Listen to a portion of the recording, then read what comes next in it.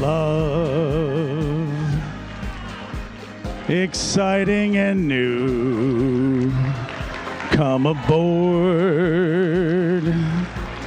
We're expecting you and love.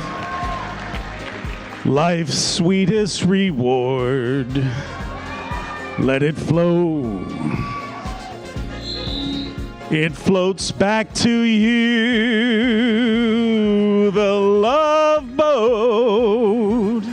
Soon we'll be making another run. The love boat. Promise is something for everyone. Set a course for adventure, your mind on a new romance.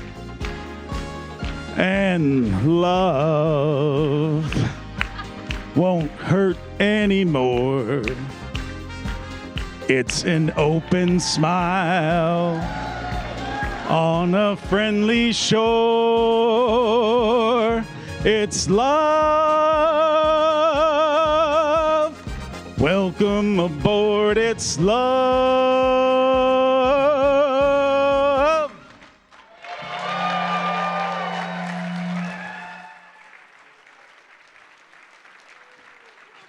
Well done. All right. Well, Brian and I have been threatening to do a Love Boat opening for years now, and we finally, when I saw the 1 and the 0, whoop, we're a little hot there. We're a little hot. That's okay, because we're all in shorts now. Nothing matters tonight. When I saw the 1 and the 0, I was like, this is it. This is the time we have to do it. And we actually kept it secret from everybody until like 2 days ago. Brian and I were the only ones that seen it.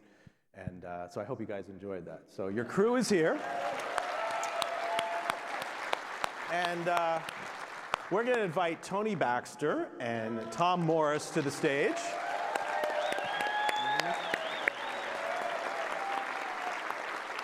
Now, I don't know if you know that Tony has a movie night in his house and different places all the time. So this is right up your alley.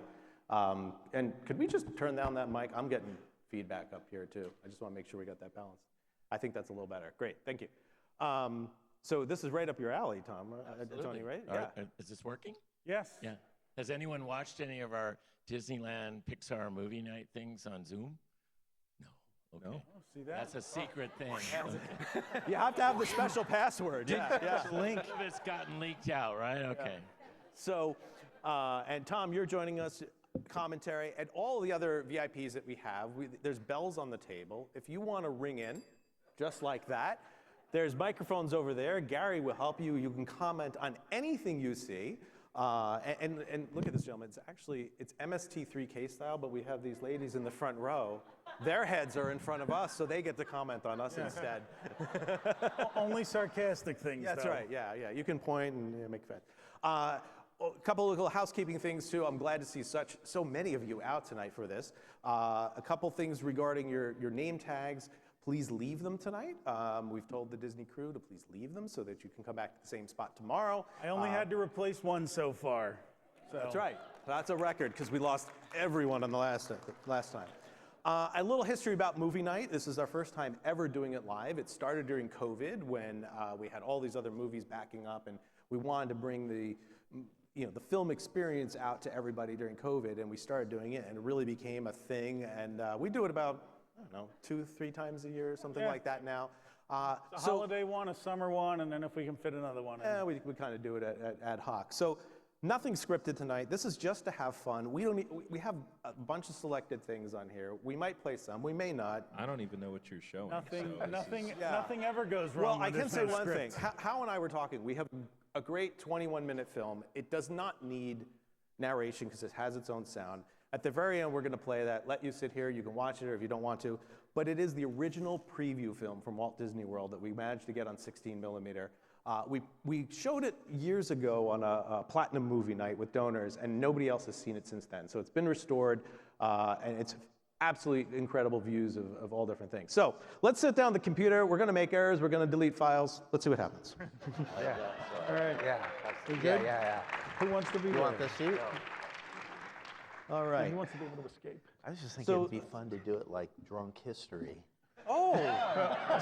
So every 20 minutes, somebody come up and take our drink orders. And Exactly. We'll be fine. We'll be fine. So by the end of the night, the preview film will be much better. now, everybody, you guys can all see the monitor here, and that's what Yes. we'll be projecting up there in a second. So they're going to switch over to my computer shortly. And for those of you who don't know while we're doing this, one of the things that we do as our organization is we collect 16 millimeter, 35 millimeter, 8 millimeter films. And Todd has a wonderful system where he processes them, cleans them up, makes them look as good or better than they were when they were first made. So, And 35 millimeter slides. Yes. Right. You put, Beta. We've bet done you had the beta. slideshow. Again, the whole 3-hour joke. You thought you had 3 hours. There's 129 slides in You there. think, how long does it think it takes to look at a picture?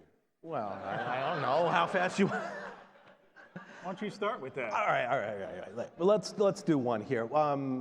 Gentlemen, you can look in here. I mean, we've got a lot of things. I've I never think we been should, in your presence while you do this. I've never really seen. No, run a because computer. usually I'm behind the computer, things are breaking, and the audio doesn't work, and yeah, it's generally a mess. We have actually this one here. It doesn't have a preview on it. We're going to play this one because this was from Chris when he went to Typhoon Lagoon yesterday. It missed the presentation, so he wanted you to see what it was like. Hang on to your butts.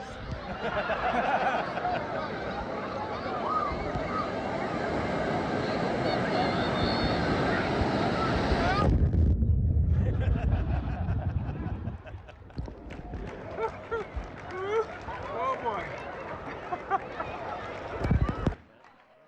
No, Sam. There we go. so while we're on wave machines, let's do those. Oh yeah. Those, Okay. Those two. So I'm going to delete that so we don't accidentally do it again. Yeah. It goes to recycle bin. We're very conscious of the earth. So this is the. Yeah, so while we're talking about wave machines, so this is the wave machine at the Polynesian actually working. Wow. And this was taken from an issue of Disney News. So we thought forever that this was Dick Nunes riding the wave, and I don't think it actually is. But that's, and then if you flip over to the other one, All right. I actually managed to get in contact with the engineer, one of the engineers that worked on it. And this is actually one of the flaps that drove the wave machine being lowered into position like out on the island. So this is the first time anyone has seen this image in like 40 years. Yeah. Now, do you want to tell the story of the Mike Douglas show? Which part? Well, that they were surfing. We spoke to the surfers. Yeah, so the way the Mike Douglas show worked was Mike Douglas would have a guest for a week. So if you've ever seen the clips of him with John and Yoko or whoever, I always tell the same story, but Paul Williams, he was Little Enos in Smokey and the Bandit. And he was an addict until right before he wrote Muppet Christmas Carol was his first, the songs he wrote for that was the first project he got after he got clean. But he said he basically doesn't remember the 70s and the 80s, but he spent a week on the Mike Douglas show because Peter Lawford was the guest and he invited him to come along because he knew a guy who had good drugs in Philadelphia, so where they filmed the Mike Douglas show. So anyway, Mike Douglas did 2 weeks actually at Walt Disney World at different times in the 70s. And on one of those episodes, they actually fired up the wave machine specifically for that to fool people watching at home into thinking it's something they could actually experience here at Walt Disney World if they came. And we did talk to one of the guys who actually surfed for that, right? Right. They had surfed on it. Lifeguard, right? Wasn't he a lifeguard? I think he was a lifeguard. Yeah. Recreation Can I have guy. a Twizzler? Yeah. Okay. Well, I have an older postscript to this wave machine thing is that before the submarine ride opened at Disneyland, they had a wave machine installed on that lagoon with the hope that it would obscure all the animated fish and everything and make a rough wave thing. And we actually found some footage, which I don't have tonight, of that thing working. But in all my life, going back to when it opened, I've never seen this, but it actually was there, and it churned up the entire lagoon. Yeah, and I don't know whether they actually did this or not, but I've seen memos about them estimating it. They were going to do it for the tuna boat, for the Chicken of the Sea. I assume it was going to be a small one, but a wave machine for the tuna boat, Chicken of the Sea.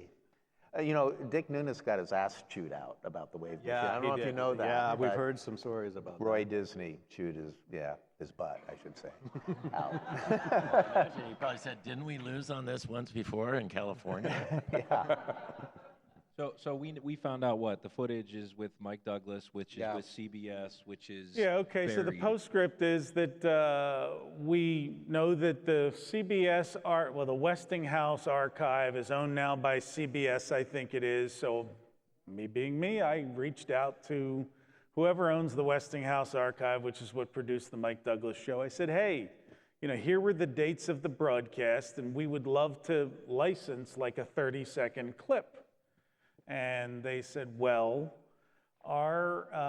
we really don't have an archival staff, so to send someone down there and look for the clip that you want. And she first asked me, like, what do you want to use it for? I said, oh, it's a one-time broadcast. We would want to share it with the crowd. This is about 6-7 years ago. That was a while ago.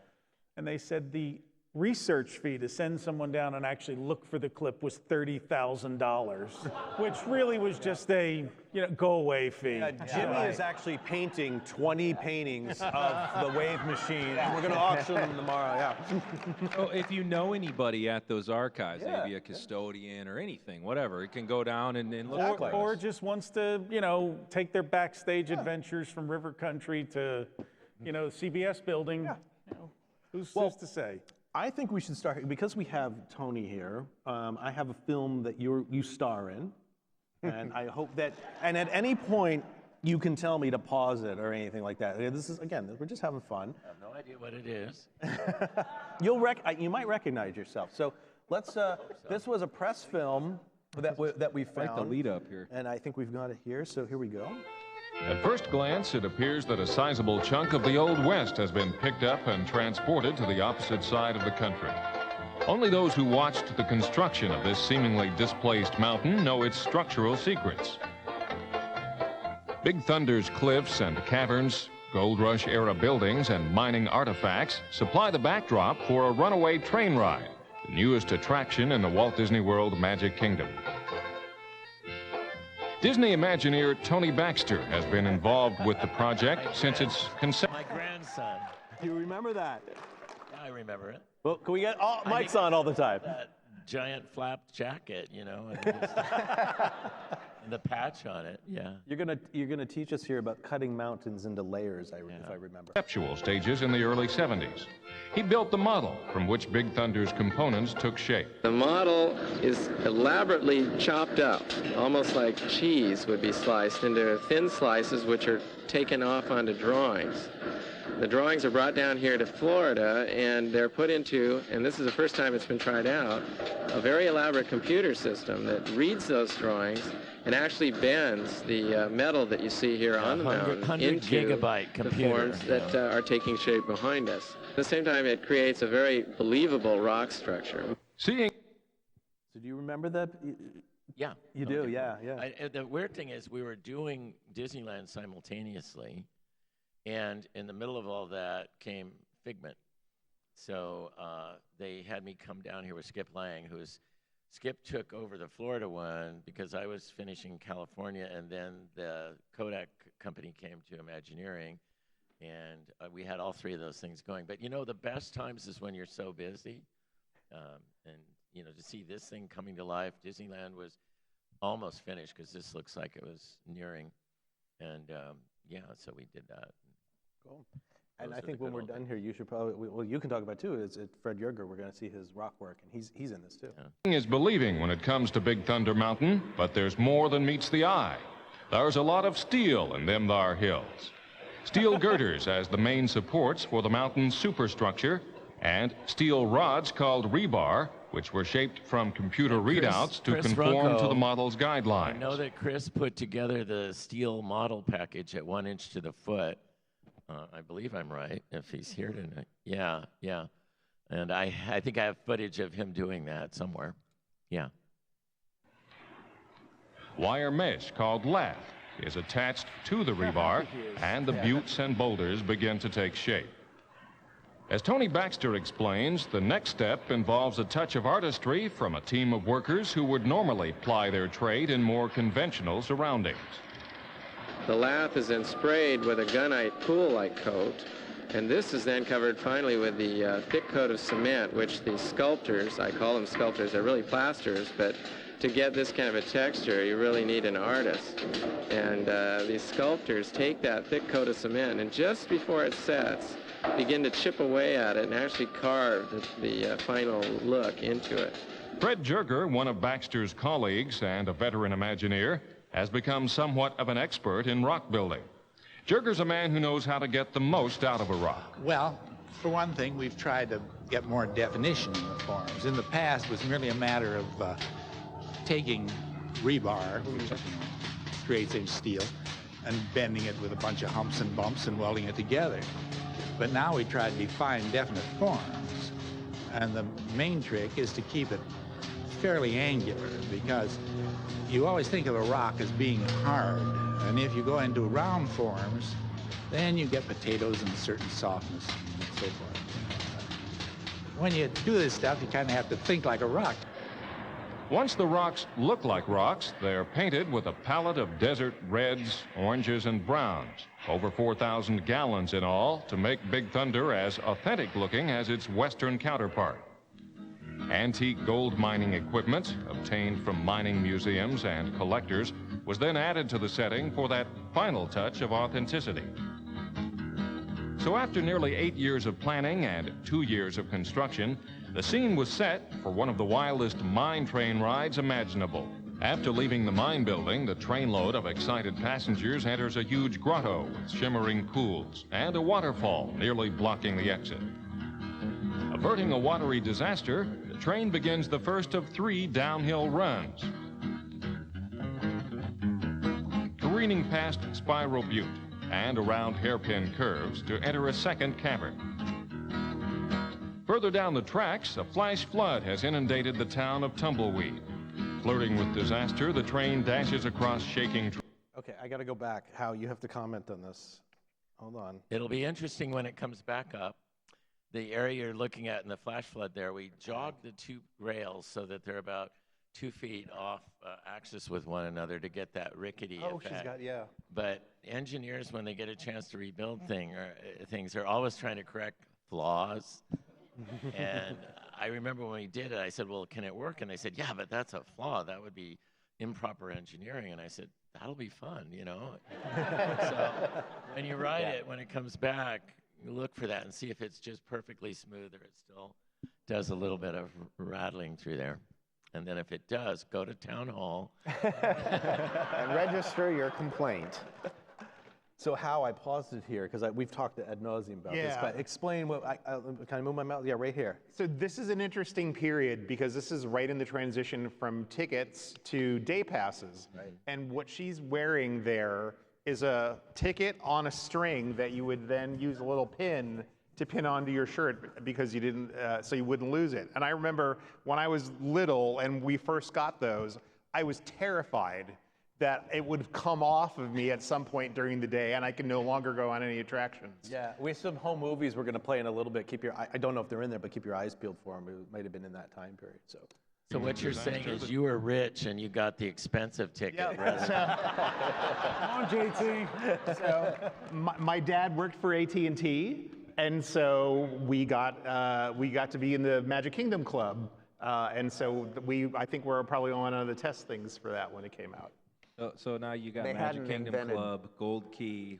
yeah, we filled it out. I'm in a pop-up at Fort Wilderness. That was the difference. that you got. We stayed in an off-site hotel and bought like 3-day tickets. That was it. They hadn't invented wristbands, apparently. No. Very high-tech thing. Train dashes across shaking trestles.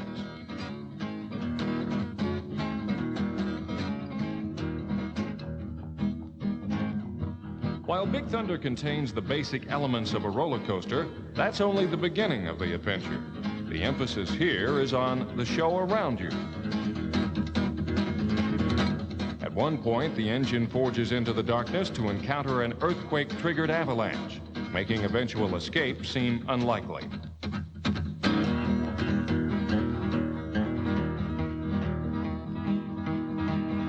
That's where it gets really good if you ride the Paris project over there, because we don't end it by taking you back into the station. We take you down under Rivers of America, and I think it hits the fastest speed we do on any coaster at that point. In the complete dark. Yeah, it's pitch black.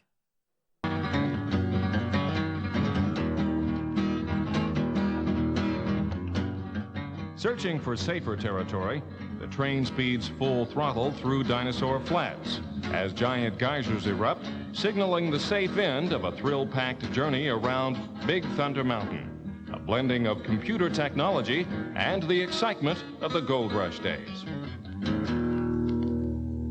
No Bob Jolly. He was in California at that time doing that one. Yeah. So, Tony, I have a question that's been bugging me for years. Were all of the animals in Florida's Big Thunder, were those from Nature's Wonderland, or were they Yes. copies? There might have been some additional ones, but the cat on the cactus is from it was actually the iconic logo for the Living Desert that won an Academy Award, and that's still down here, unless they took it out on the No, I left. think it's still there, yeah. And then, we shared them with Disneyland. Disneyland does not have the same topography, so you have the flash flood. In Disneyland, we did Coyote Canyon, and those coyotes were from just before you went into the Rainbow Caverns portion of the ride. And then I think you have the majority of the Mark Davis-ish cactuses that are all shaped like strange creatures and stuff. So those are here. So it was kind of you get this one and you get that one. And then Pat Burke, who was a genius of prop, what would you call it? He knew how to drag stuff out of every mine in the western United States for nothing. He would go in there and he looked like your typical country cowboy guy, and he would sweet talk them into, yeah, you can have that for a couple bucks. And then he'd write a check on Walt Disney. And we would literally have to turn him off rather than him running out of money. He never ran out of money. He would just say, Pat, I know, you have more things to go in, but we're done. All right, so JT, you are our resident car expert. Yeah. And this is pretty unique, I think. Yeah, I love the car tie-ins because we've got this Ford era, and then most people know more so the Chevy era. With what was that, a Cavalier a day, an S10. Oh, and in then the and then mid-80s. the Lumina pulling up to the Chinese theater, but. This one is weird because it's perfect for the era, and then the traveling to Florida in the station wagon, it just fits. Which was very common in a lot of the films that we restore. I mean, that was a big thing from the 70s and into the early 80s was to drive down there, get the family in the car. So this was the perfect ad for that. Mm-hmm. And what I want to do is I'm going to zoom in here. I want everybody to focus a little bit on what you're seeing here. I just know I don't want to sit next to the walrus in the car. He might take up the I don't care bags. how big the car the is. checkers Look at with these plush Alice. seats, though, and Dopey's Dopey's just like creeping into the window. Is there a problem, officer? Is that Too excited. Oh, goodness. Optional dual-facing rear seats. You can play chess without a seatbelt. yeah. Was that a built-in checkerboard? Yes. They had that? Well, yeah, there was like recreation table. Look, it says right there, recreation table available. And then, that was like a van thing too. You had the little card table on the back of the conversion vans and that. I like that the tire is optional on midsize because the radials in the 70s blew out like every 7,000 miles anyway. Tire technology's come a long way. Yeah, so we've got the bear there, and so what I want to do here is that we got a film, and we're like, this is really weird. Like, why is there a car and why are there characters? And then there's even some really cool stuff, which I know Hal will talk about. So we just bought this random film off of eBay, and it turns out that somebody actually filmed the photo shoot of the Ford. So here it's silent. I think I put music to it, so I'll just mute that so we can talk through it. And they're creeping out right through the window there. So, They look like hungry animals. yeah. How much for the little girl in the car there? I went to buy your car.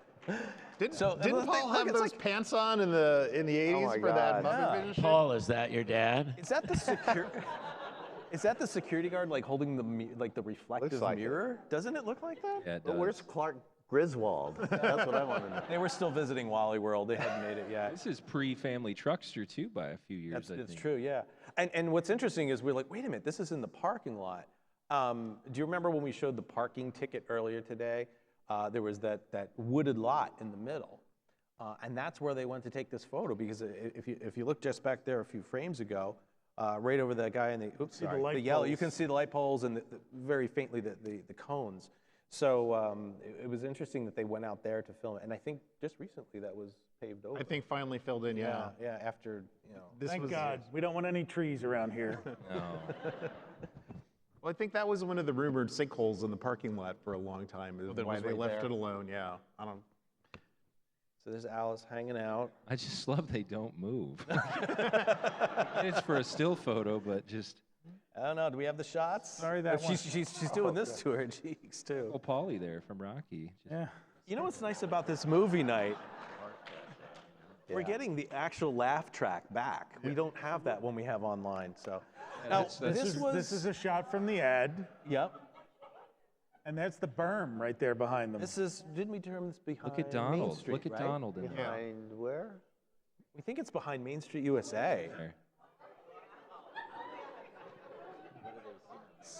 Right? Is it? Oh boy, here he comes. Somebody's on a crate. Here he comes. There he comes. Yep. Now it's a party. He obviously knows the cameraman. You think? Yeah. Then they freeze again. Yeah. Right for the. Donald, what is Donald doing? Oh, Pinocchio's in the back With Alice. with Alice. Yeah. An odd couple. That is. Cannot tell a lie. Did he fall Rare over? He's just foxes. leaning against the Ford. Brer Fox got into the sauce again. Oh goodness. Who's that? It's It's Inspector Fred, Clouseau. Fred Garvin, male prostitute. It's getting a little nippy though. Yeah, it must have been chilly out, yeah. They've got their coats How on. tiny Alice is. I can't figure out where this is. That's. You not think a it's Main Street behind building. Main Street? I mean, the berm is. Somebody's shouting. There's a, Behind City Hall. Yeah, it has oh, to is that City what, Hall. behind City Hall? We think. Yeah. Okay. The backside of City Hall. Well, Right. now we know what it looks like. Very close to the backside of So is water. that the Jungle Cruise right behind them? Yeah. Not far, yeah. yeah. That's, Okay. Maybe we'll bring up Google Maps. We'll zoom in. We're good. We probably did that. I don't. Does anyone have a date on this? There's I didn't see 5 OSHA violations Yeah, right there. No fall Oh my- protection. look at his balance, though. His heels are ready to come right off.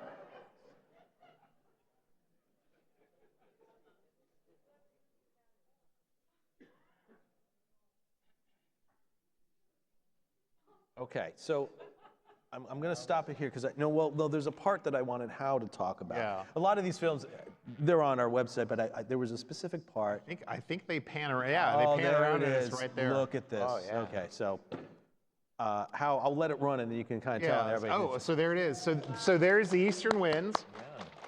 The Chinese junk that was not only docked at the Polynesian, but also would go out for pleasure cruises as well. So it was available for corporate rentals, and I think eventually they sold it as a ticketed thing too. Yeah.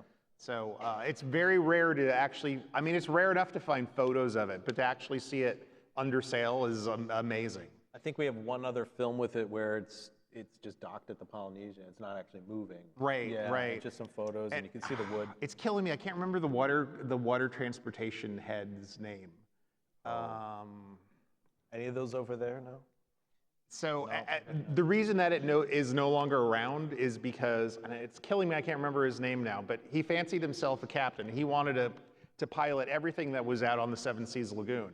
And they were bringing it in between, in that route by the Contemporary where you have to go underneath the 2 monorails. And they told him, you got to take the left side because otherwise the mast is not tall enough. The mast will hit it. And he didn't listen. He went on the right side. The mast struck the side of the monorail. Fireworks. Yeah, killed the electricity, so the monorail went down, and the entire mast just collapsed down, broke all the way down into the base of the ship, and it was ruined. And it cost too much money to fix it, and so that's when they ended up scuttling it. Bring it back.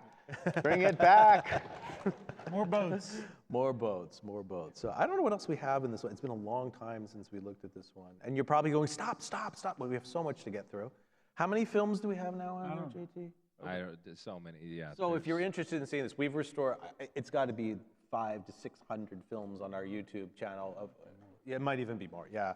So, but Brian always says it, what is it usually? It's always 20 minutes of Jungle Cruise and 20 minutes of parades and 5 minutes of everything because you want nobody to could say. shoot indoors because you had to use lighting. So you get parades, Liberty Square, Frontierland, and one that was shot over like and 2 over and days over ago. again. And Stage shows. Fantasyland. Pull it up. I can Yeah, find it. Fantasyland. Irvine Alley. Irvine Alley, the sky buckets going over, and All right, so I'm trying to think where we should go here. just pick one. Pick one? All right. Dr. Watson's Watson plane over the construction of You Walt found Disney this World. one. Yeah, so Tony, you're going to like this. You're going to, and so are you. Yeah, everybody's going to like this. So This is great. I was contacted by a gentleman who, oddly enough, is a Santa Claus here at Christmas time for fun. But his dad was a dentist and had a friend who was an airline pilot, or not an airline pilot, but a private plane pilot. And so they took this plane while Walt Disney World was under construction. I think maybe The date is December 12th, 1970. there we How did go. you remember that? Because it said it right on the name of the file. Oh, I'm sorry. Gee. And I'm the one who names these files. And so he contacted us, and we were able to send this out and get it converted, so we'll be able to see, Walt Disney World by air, and also a little bit of Claremont and some areas around it. What was it? Tell us what we're seeing, Hal. Are they orange groves or swamps? That looks like swamp to me. Now, we didn't restabilize this one. That's something I might do with some of the new technology and stuff we have. Now, that's the There's the there's citrus the tower. Citrus Tower. Yep. Surrounded by. Actually, Citrus, while there now- was now there's no citrus. and I don't know if they took off out of Herndon or if they went from a different airport. Like that, I haven't been able But to. the attraction back then was you would go up and in 4 directions you could just see all orange groves. Hence the citrus I tower. remember having to fly into Herndon before McCoy was anything more than a military. And when you had to do that, it meant another 25 minutes before you got out to the property. Going up 50, I think you had to come up 50. There's Tom Nobby's house right there. Right nearby. I think they took 2 flights, if I recall. I was scanning through this. So a lot of it's local area. There's the Citrus Tower in the back again. There's some really neat shots you're going to see of an empty Bay Lake coming up, which is pretty cool. So Florida was so flat, you could probably send mirror signals from the Bach Tower to the Citrus Tower and not have anything in the way. Gary, could you make some prop sounds for us? Oh, to there add we in, go. like some- All right, so here we are. Oh, that was it? Hold on, I'll go back. There we go. Yeah. So you can see, like literally, the lagoon is being dug out. You sure that's it? Is that it? I don't think that's Oh, it. maybe I don't think not. they're there Okay, yet. Sorry. Hold on. You can tell we didn't research that. Somebody's digging something out Yeah. there, but maybe not See, why we're not Disney there World. yet. Oh, okay. hit the Never fire. mind. That was a phosphate mine. Yeah. That was SeaWorld.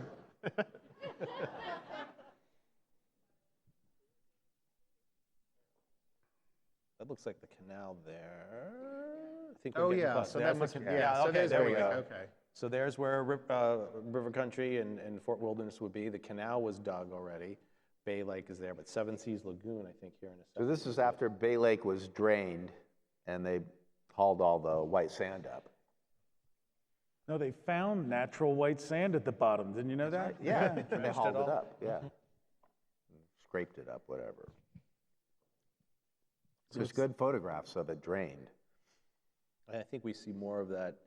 So I think this was their first flight, and then they go Okay. back up again. So I think that's downtown. There's a little baseball stadium, if anybody's familiar with that. It's a diverging diamond. Nobody came tonight and thought they were going to see highways from the sky. Oh, the highways from the sky. You're That's right. right. There's the Camelot Apartments. Really? A year of my life. Oh, Here's the second we're flight. getting ready yeah. for the second flight. Second flight. We're going to see some action now. I'm like, we could fast forward. Want to fast forward? Yeah, Okay. let's, All right, let's uh, fast forward. Let's Zip through it. we're up Oh, in the air. okay. Let's get to the good stuff. Okay. Okay, here we go. So it gets very jumpy, so I'm going to have to pause it at the right frame. All right, let me, hold on, let me just see if I can do some, Find a clear one. yep. What are we looking at here? What do you, take a look, yes.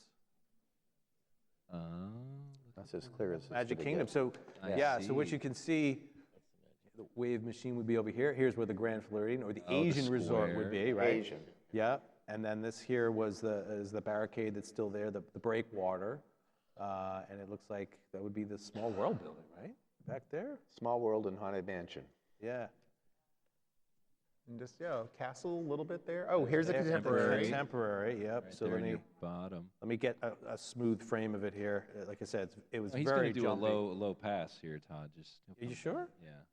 Buzz the tower. Try and get, oh, let's see if we get Maverick! Exactly. There you go. The non-built go. tower.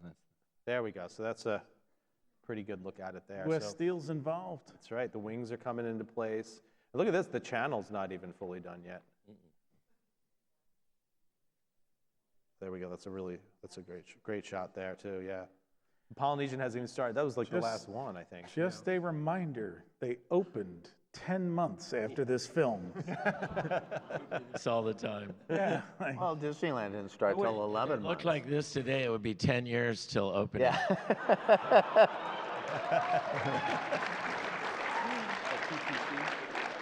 You got it. Yeah, that's That ticket and transportation. that's the Ticket and Transportation Center. The footings Yeah. just starting to come out of the ground. Incredible. It really is. I mean, this is a gem of a film that you would. Now, I'm gonna. Oh, the wing went over. Okay, I'm gonna pause it right here. We're gonna see a little later a really, really rare piece. Was it this island? Yeah, I think Yeah. so. Okay, you're gonna see a really rare piece. And is Fox still here? Are you here? Is Fox still? I don't know if she made it back. Okay, she's just gonna fall over when she sees this. So. We'll just show it next. Yeah, we might as There you well. Yeah. We'll go into it because it's a long film, but we'll jump to the parts. I'll so. let you know what the date is when you. Okay, yeah, monitor the files for me, please. We're coming around the west side here. Now, if Nabby was here, look at those. Do you He's see here. the orange? He's right there. Is he here? right there. Hey, No. Tom. Tom, what is the orange? Do you know what this is? The orange on the monorail line? He can't.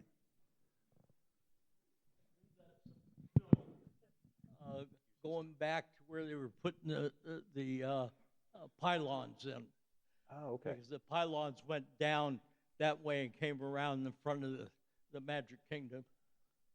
So that would have been the pretty much the monorail route. Gotcha. Okay, interesting. Yeah, what you were looking at back was Pluto Park was back there in the dry dock area. Yep. All right. Cool. It's so interesting to see it so young like that. The castle's taking shape too. I can hear everybody eating like goobers and Yeah. popcorn and stuff. Rivers of America are empty there. What's the? Oh, it looks like rusty water, yeah. So I think that might be the end of the. All right, yeah. I think, yeah. I think we're. All right. This was part of. I jumped to the next film. All right, go to that island. Where's Yeah, that so let's at? go to the island one. It's this one here. For the geeks in the room, I started using the special solution to clarify the films and actually fill in the scratches and clean it.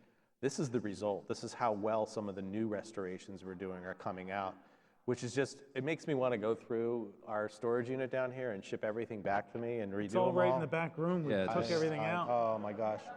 So anything new is going to go through this new process, and balancing, historic pieces over.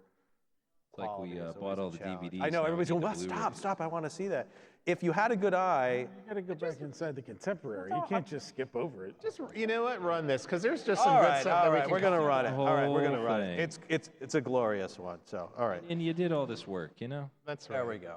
That's exactly what the castle's going to look like when they repaint it. Right.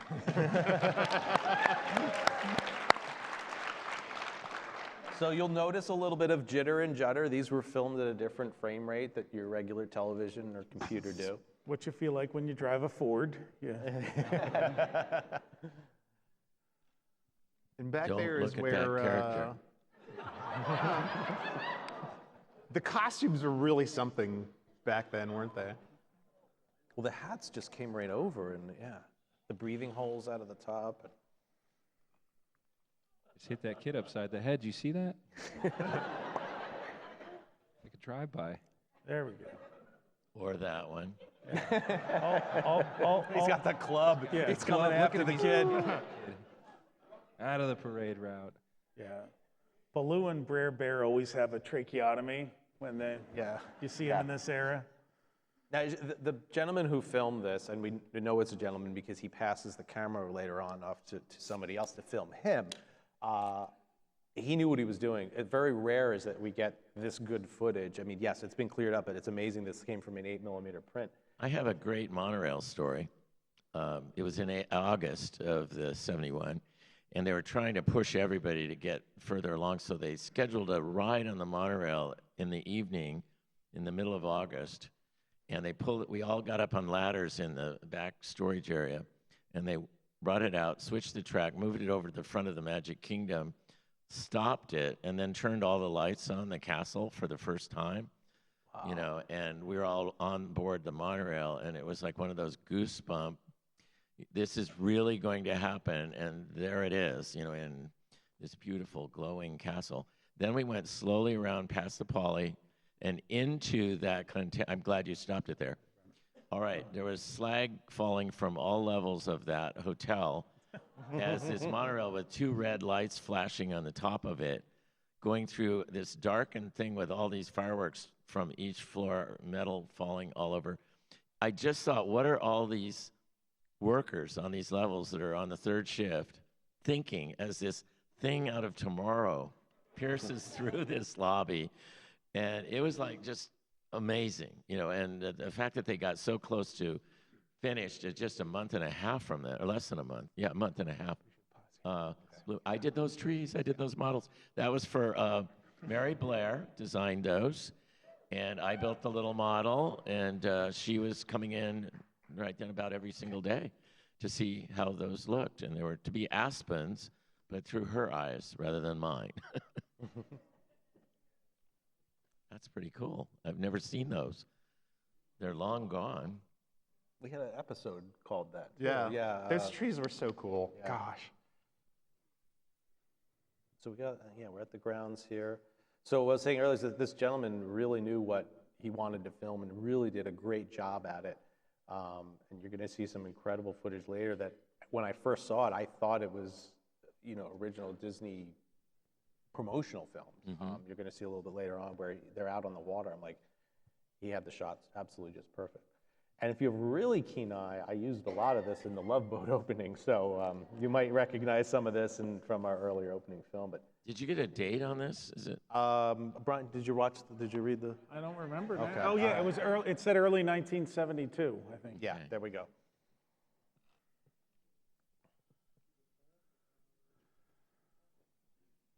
And we still haven't done anything under that tunnel that you drive up to the Contemporary. Is still raw concrete. You're about to approach the most amazing thing in the world, and it's just a concrete tunnel. Should be a tile mosaic. Yeah, something something. amazing. It's amazing. These boats are still going today. Mm-hmm. They've been there all along.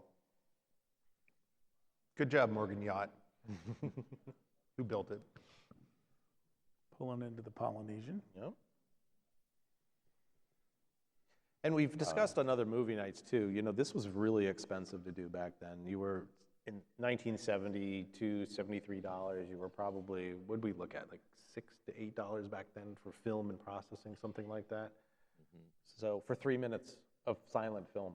So consider yourselves lucky that you don't pay, you know, that much for every 30 seconds you film on your phone. There's one of the Osceola class side wheelers that just fell off the screen as I was saying. Mike, it comes, oh, here we there we go. go, we got it back. Which were awesome, but just too small to really haul enough people back and forth. How many years did those go? They had party nights on them that could be booked. And I remember when the studio tour opened in '89, You'll see.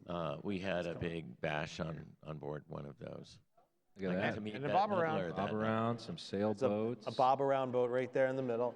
They were out there for 6 hours before they figured out how to pilot it back.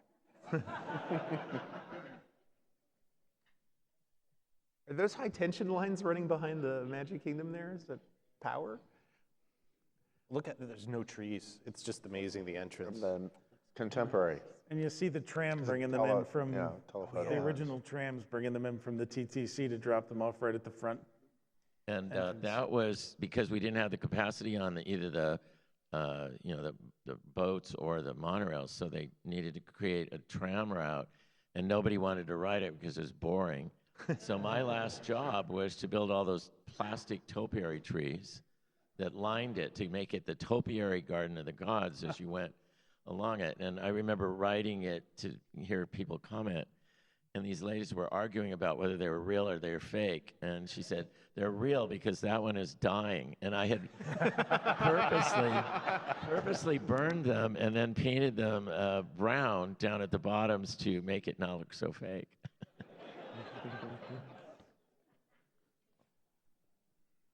So we haven't even arrived at the Magic Kingdom yet. This is what's amazing. He's $8 in already. You notice the film drops down every now and then. When they got this processed, I could tell in the film they took it home and he spliced all this together. So there's probably parts of it were lost. So every time the film jumps down, it's because he had a splice and the frames aren't aligned.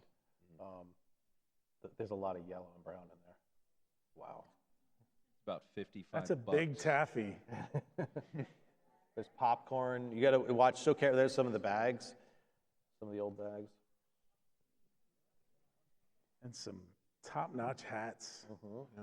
Well, just free roaming characters in Walt Disney World. That kid is unimpressed. He wants to go on rides, Yeah. no pictures, Up with rides. the pictures. Do you remember the one that goosed the people? The Mickey that reached back? We have one and it just reached back and goosed the kids. It was. We're not allowed to show that one No, anymore. that's in the vault.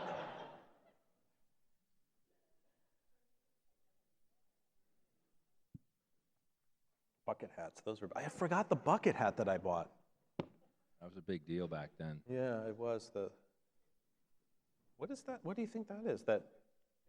Birds. The doves, the white doves. Oh, Yeah. that's where they released them from. Yeah, so it's right before 5 o'clock. Ah, look at we've Box of timed doves. the photo. Yeah, and actually you're right because the sun's on the west here. Yeah. Definitely coming in. Popcorn's in the same spot Yeah. if you're I a mean, popcorn connoisseur. These shots are just amazing because most people wouldn't take this stuff. He was So good. were the balloons still run by that outside vendor at this Matt point, Lewis. Yeah, I mean, that might be Dave Minichello right there. I don't know if he turned around, we could see.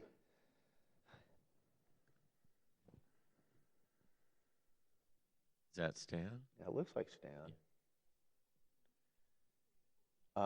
Do you know the story that Stan told about what they played one day on Main Street?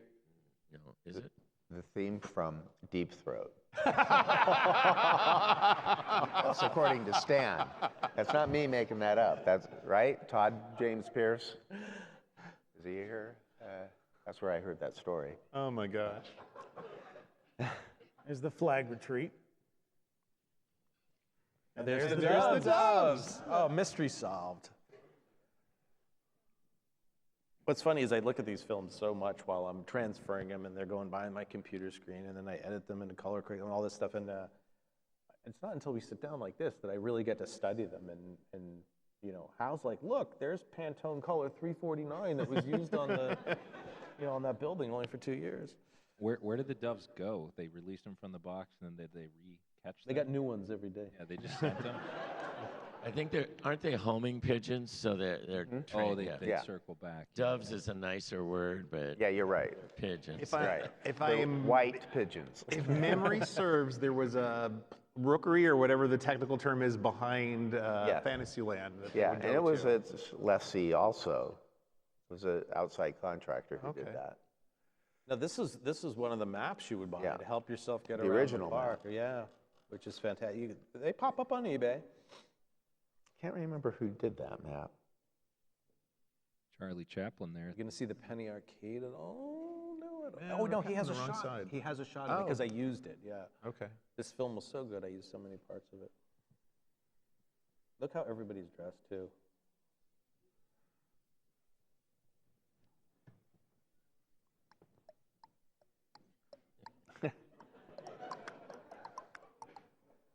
All right, who remembers those metal strollers going over the Adventureland Bridge, right?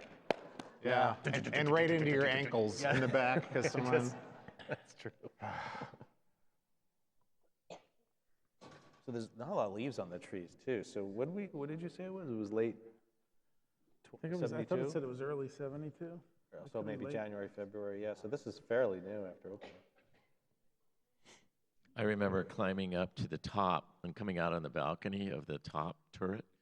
And the balcony is about half scale at that point, so it's about 18 inches to 24 inches tall. And you've got a little bit of vibration up there, and you thought if a wind came up, I'd just blow right off the edge of it. And you had to climb a ladder inside of it. It was hollow. Vertical ladder. Yeah. And if you did it in the summertime when it was warm and humid, the rungs would be sweaty.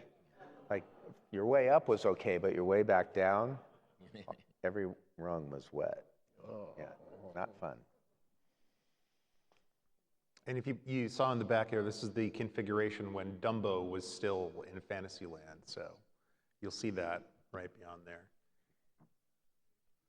Swan boats aren't in yet. Swan boats, do we get one of those? There's the penny. Not yet. They weren't in yet. 73. Because I just went up to where Brooke Lopez and Robin Lopez have their warehouse, and they have a full-size, complete swan boat. Oh, excellent. Yeah, that was pretty amazing because it was only there for a very short time. There, look, he's painting up there. You see that? Oh, yeah. Yeah. $1.95. For a portrait. Yep. Chris, I never knew it was only 25 cents a painting that you guys got. That's terrible.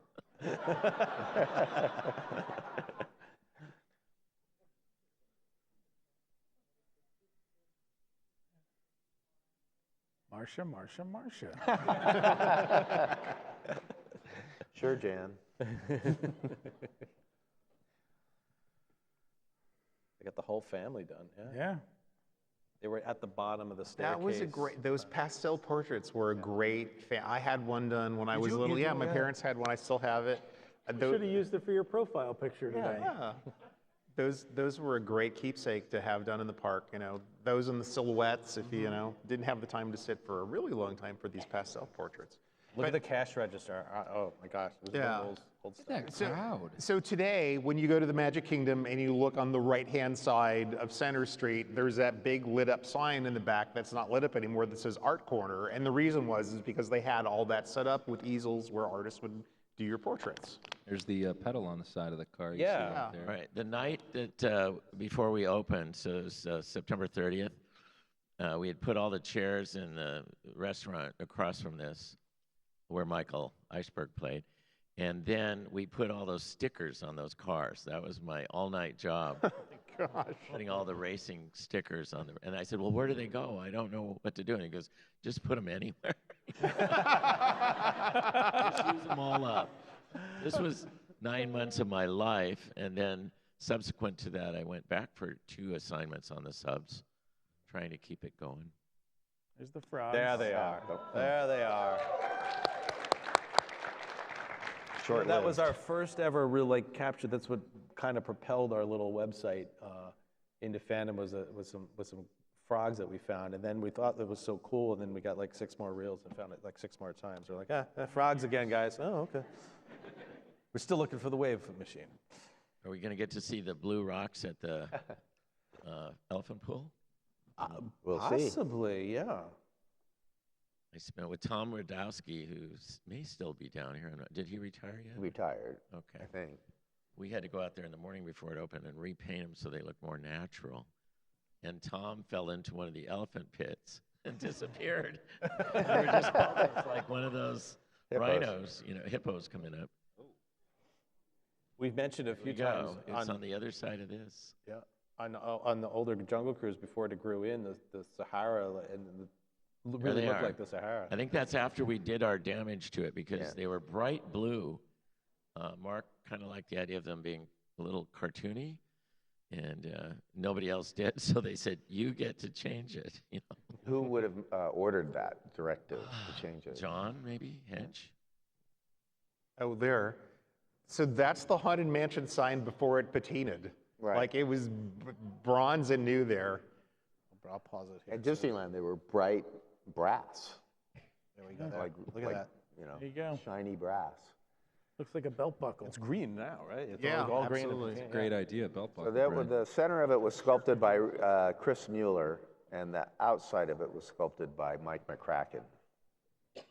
Trivia. Very I remember trivial Claude trivia. was called in to redo the exterior of it because it didn't Right. look horrifying enough. It was very New England, you know, kind of. back up for a second. And so he put all those oversized little pointy stuff. cornices and Yeah. peaks and everything on it. Plinths. Yeah. All right, Hal wanted to point something. He told me Yeah, to so is this all the pointy stuff that you added like over the over in here. You see the mouse on the screen? Yeah. What are we looking at? What are you looking This, at? I- The rail. That's Yeah, the railing. Oh, and this down here. Is that what you're asking? Well, I was about? gonna say, is that the stuff that you add, like where did you have to add the pointy stuff to make it Oh, look those scarier? plinths on the On the corner, roof. on the roof. Yeah. Oh, on the roof. The Okay. roof. Not Yeah, these it, here. It looked like a regular mansion from the East Coast, and they wanted it to look a little bit more horrific. And Claude, being an architect by training and had done Lady and the Tramp, all of the buildings in the film, built models of them too. And so he came in and drew over all the architectural prints, and then they overscaled some of that, changed it, so it looks a little Disney, more Disney. Cinematic, more cinematic. Percy Bagby was the guy that did all the knot work throughout all the Disney system and then wove the cables for the Skyway rides. And he was my roommate at the Camelot Apartments. Still there. Yeah. And they look really good now. What was his name? Percy Bagby. And so all these things you're seeing, these amazing rope, artistry, that's what he did. But the one that scared me, I go, how do you tie a Skyway? You know, you get to the end of the rope and the other end of the rope. How do you connect it? And he goes, well, I take about 20 feet and I start weaving and you know. And he goes, well, what if that all falls apart or unravels? He goes, no, it doesn't. You know, so that was, he went all over the world. It doesn't. He ultimately died in a helicopter crash in Hawaii doing one of those cable assignments. So that was kind of a tragic ending. You wanted to mention something? Yeah, so here's Old Adventureland, and so this is part of the track where the Swan boat would actually go around the Swiss Family Treehouse. But one of the things that always strikes me when I see these old pictures, one is all the gas-fired tiki torches that were all around here. You'll see them as we go through. And also just how much more manicured, you know, things were at that point. Today, that area is so overgrown, you can't see that waterfall that we just showed. You can barely see any of the detail around here because they used to actually, you know, try to make it, I don't know, more like a garden, I think, than just a wild overgrowth. So it's a couple of things you'll always notice in the old things are that, more controlled plants, and also a lack of fences and things to keep you away from the water. You used to be able to just like walk right down to the rivers of America. There was nothing keeping you away from You it. fell in? We have Sorry. film footage of a woman with her shoes off, dipping them in the rivers of America on the riverbank. And Can't do that anymore, can you? I think I noticed, though, that the buckets weren't moving on this. That's one of the biggest, frustrations when you go to either Disneyland or Walt Disney World and you go by the tree and you go, the buckets aren't moving, you know. Yeah, the Tropic Tropic Topper Tree, shop Tropic where, Toppers. where Zanzibar Trading Company where is I always now. post pictures of that sign rotating around now. And Teddy Barra's penthouse. I can go back, yep. on the- What? Teddy Barra's penthouse on the Oh, right. yeah, with the door. Right up And, here. Yeah. Isn't that the Sunshine Pavilion? Yeah. And we did the first commercial for the Florida Citrus and in Dr. Phillips in one of the abandoned Orange Grove, what do you call Oh, it? Citrus Packing Yeah, House. packing house. That's where it was filmed. They had the whole tree, sunshine tree, mocked up over there. I'm getting more of those gas lamps everywhere. Oh, those are still there at least, but I think. Are they burning? Yeah. Oh, they are? Yeah, they do still burn. Okay. Well, I mean, I haven't been in a year Can't or so. catch fire because those are all metal, so Yeah. okay.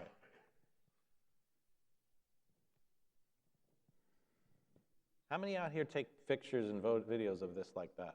Do we all zoom into the roof? Oh, we got a couple hands. Okay, good. In 2075, they'll be reviewing your videos.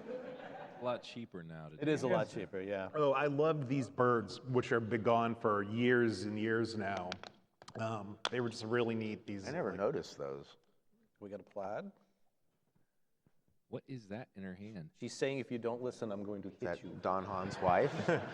See, the baton. They used to use Why batons. does she have the Mickey head on crop. it? This It's a lady's crop. got the Mickey head around her neck. Yeah. I don't want to go.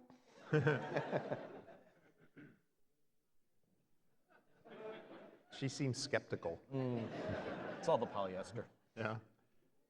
Oh, JP and the Silver Stars. yeah. Great LP if Fantastic. you can find one. Oh too, my if you can find God. it. Fantastic band. Guy won 2 of the awards in Trinidad, which I can't remember which thing is for his road marches, and they brought him here to Florida and played for years and years, and actually brought steel band music to Orlando and was a huge mentor to musicians in this area. And great guy. Apparently he was a wonderful guy. And I think they like to play canasta upstairs, like in the break room. This is great too. Yeah, pause that there.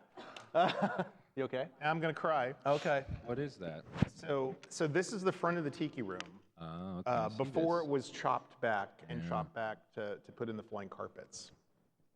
And so there was this very elaborate waterfall that would start from the front, go all the way to the back, and then underneath the walkway, and then around to the side, it would disappear into the ether. Well, it would swing around here too to the pre-show area. And here's the original configuration of when they didn't squirt water, but they just had drum music that would surround you in, quadraphonic, I guess, or 5. By the way, for 1971, this gentleman has a zoom camera, which was another level that you just didn't have back then unless you were really, really into photography, or maybe you rented it, or you had access to one. But so these are amazing shots of the Polynesian. I think you might see here too, the brass lanterns haven't patinaed yet too, if you look carefully. The original lava pool. Fred Jurger also sculpted that. Oh, really? Okay. Yeah.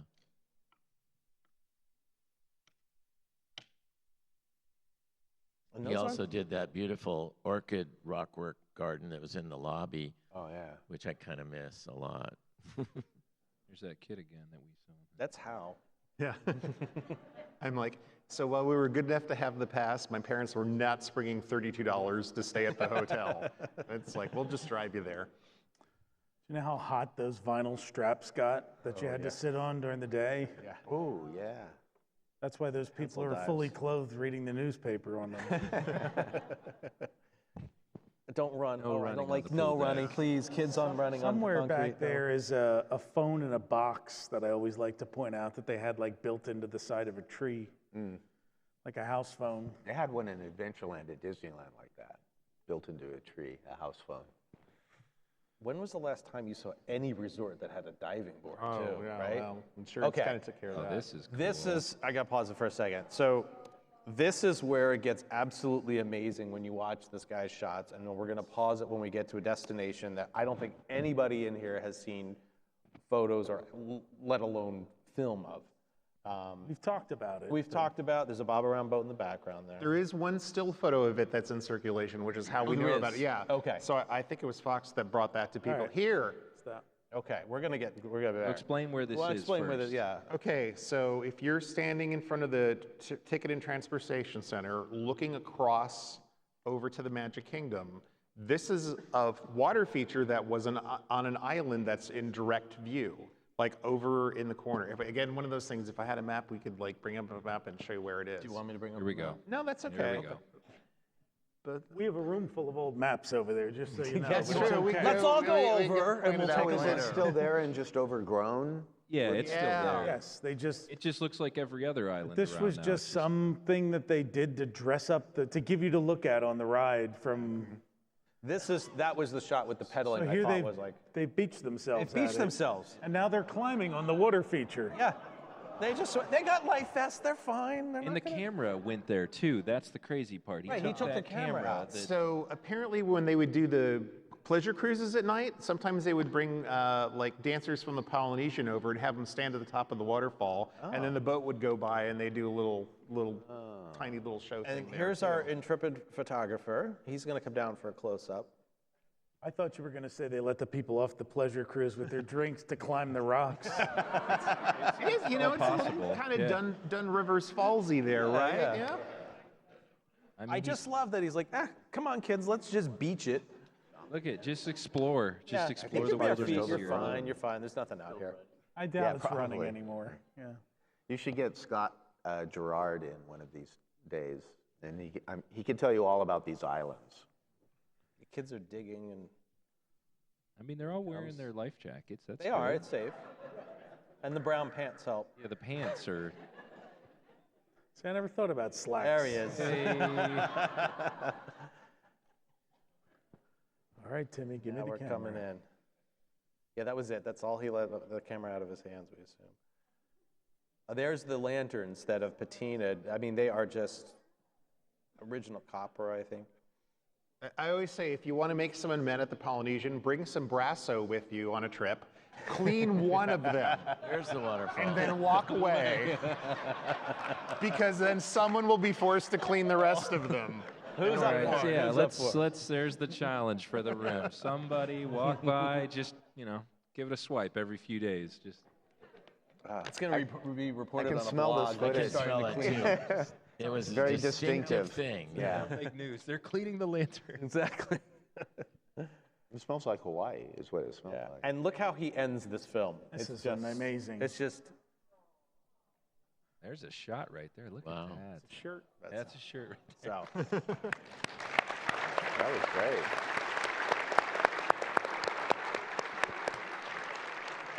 All right, so we have a couple other ones I definitely need to show. I'm gonna play this and let you. We'll do this one. Oh, okay. So let me do the setup for it, because it's a very short film. We've shown this once on a movie night. Yep. 1972, former Vice President Hubert Humphrey paid a visit to the Magic Kingdom about a week before the Florida Democratic presidential primary, where he was running against George McGovern, who was the eventual nominee. Hubert Humphrey lost badly in that Florida primary, so the visit to Disney World didn't do him any good. But the footage is cool, one, because you see them rolling out the red carpet, two, because he lands at the Stoleport. So the footage actually begins with him landing his plane at the Stoleport, getting off, being greeted by Disney folks. Of course, he brought some kids in tow, I think his grandkids. And then they march him through the Magic Kingdom. And the best thing is to watch the reaction of the guests who are like, Hubert Humphrey's here in Adventureland. Like, what's going on? Was he pleased his punch? Yeah. Yes.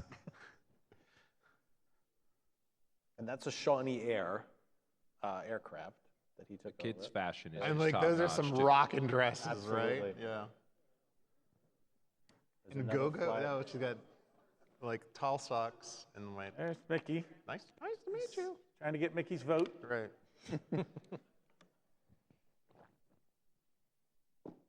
It's his wife, Muriel. Those are safety lapels, so that way you don't. And The there's- reflective. there's- Yeah. He's got Secret Service detail with him too, doesn't he? Yes, we start. Yeah, we see some of pick this. them Yeah, so after the assassination of Senator Kennedy in 1968, presidential candidates got Secret Service protection and still do to this day. And what was his slogan? I saw it on the. Was it your vote counts? Was that the Probably. something like that? Yeah. There it is.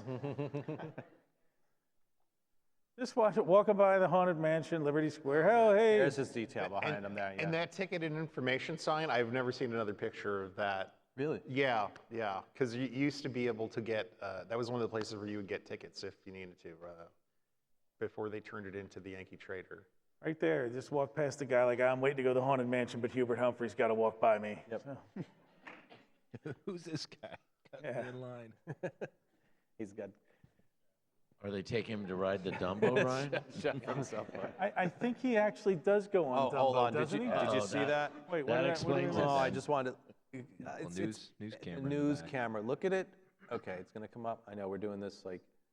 There it is. There There. you go, Look look at at that Oh, news yeah, camera. that's a 16 millimeter. Right there. Yeah. Because yeah. they would shoot the Oops. news on film and develop it in order to broadcast it that night. Yeah. That's amazing. Which is why you got film at 11, because they That's would right. shoot it by 6 and it would be processed by 11 o'clock. Probably what that guy in the last film was carrying around too. Something looked like that. Yeah. Learn something new every day. And this is really unique because we think they had the camera on the one of the buses ahead, you know, shooting down with his detail behind him and Look at him riding on the car yeah, on the back. it's just like hanging off the side. Why did they? Who and why did they film? Like, who filmed this? Was this his people filming this? This was a PR footage, but it was probably Disney, you know. Right. Hubert Humphrey visits Disneyland. He was Hubert H. Humphrey. Yes. And the catchphrase, Jesus H. Christ, came from Hubert H. Humphrey. Oh, how about Look that? at that. It's a useless factoid, but it's There we true. go. Well, and the famous in 1976, I believe it was, Jimmy Carter accepted the Democratic nomination, and at the during his acceptance speech, he famously thanked Hubert Horatio Hornblower by accident. Oh, yeah. Yeah. That's right. I have a something we did that we wanted to run tonight. Well, yeah, we talked about it. Do you remember? Okay. No, I don't. Oh, okay. Well, okay. What's the date? It's not on here. It's undated. All right. Oh, this is, go ahead. Let's get through this. So tomorrow we have the Living Seas panel. How many here went to Looking Back at Tomorrow? Because I can't remember. Our first event up in the very Living first event, Seas Living Salon. Seas? All right. All right. You guys remember the opening film? So we had, what was her name? Well, I don't Alexandra remember. Hope Willis. Alexander Hope Willis. There we Alexander go. Hope Willis, who was the original voice of the, just imagine for a moment. So we kind of did a play on that, and because we're doing the Living Seas tomorrow, it was an Epcot event. It doesn't really play into the Living Seas, but it does, and it's more Epcot. Right, but we got her to re-record audio for this. And we wrote a script, and I just think everybody would enjoy this. We'll let you listen in here, and so. If you're here 8 years ago, this is what we opened our show with.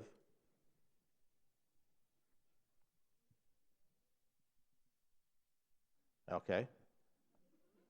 Oh, I got to go past Andre Gardner. That's why. It's all of his. There we go. There okay. you go. Telling you to It's the dim big the lights. Big band. Yeah. Okay.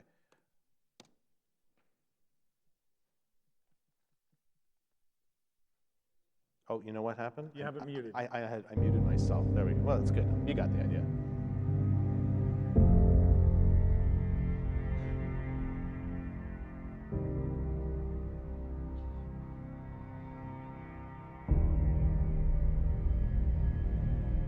Try to imagine, just for a moment, that somewhere in the endless reaches of a state, on the outer edge of a county of 500,000 people, deep within a cluster of slowly growing trees, a tract of land of just the right size lies just the right distance from its mother star. Try to imagine. Now a sphere's creation begins as countless engineers raise panels into a sky of dreams. And then that sphere waits and waits and waits until finally crowds travel from afar and descend upon that land. And they came and came and came. Yeah, by the way, there were never long lines at Epcot, The right? deluge. Never. The deluge. A deluge of such magnitude that the world's greatest minds, flowing together for years, would only just begin to approach its lasting impressions. For when it was finally silenced, imaginations were inspired and dreams had been born.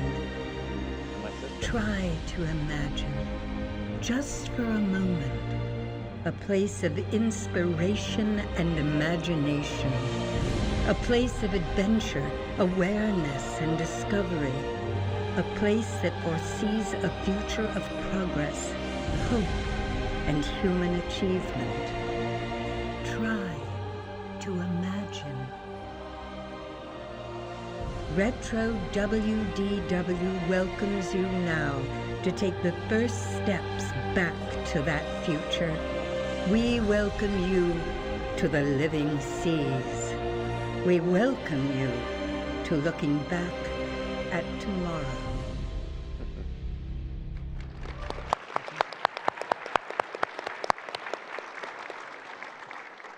We had a lot of fun putting that together, and that has kind of been, since then, we're like, we have to do an opening video. That's Absolutely. it. So, For sure. all right, we have a lot. Let's do my slideshow. You want to do? I'll do my slideshow. We'll get through it. Okay, we got a lot to go. We got 40 minutes. Okay, here we go. We got 149 slides. It'll go fast. Are you driving or am I driving? Okay. Oh, look at this. So here's how we start. Hold on. Just rifle through these here. Swap. There we go. Okay, there we go. There you go. Wait, why? Oh yeah. They can see that. Why did I see that? They can see. This is what it's You like. want to be my latex salesman? I know. So there we go. okay, All right. so you get to see this. Yes, I can see down here what's up on the screen. Okay, let's run through this, the carousel. Okay, this was going to be the big long pitch for film, but you had still photographs, you had slides, and you had 8 and 16 millimeter motion picture film. And one of the reasons Todd and I know we've talked about it, both feel a certain kinship with film is unlike all these other media that we use. When there's a piece of film that you hold in your hand, like the hundreds that we've restored, and our personal home movies, that piece of celluloid in our hands, in my case, my grandfather shot 8 millimeter movies. He was there. He held that film.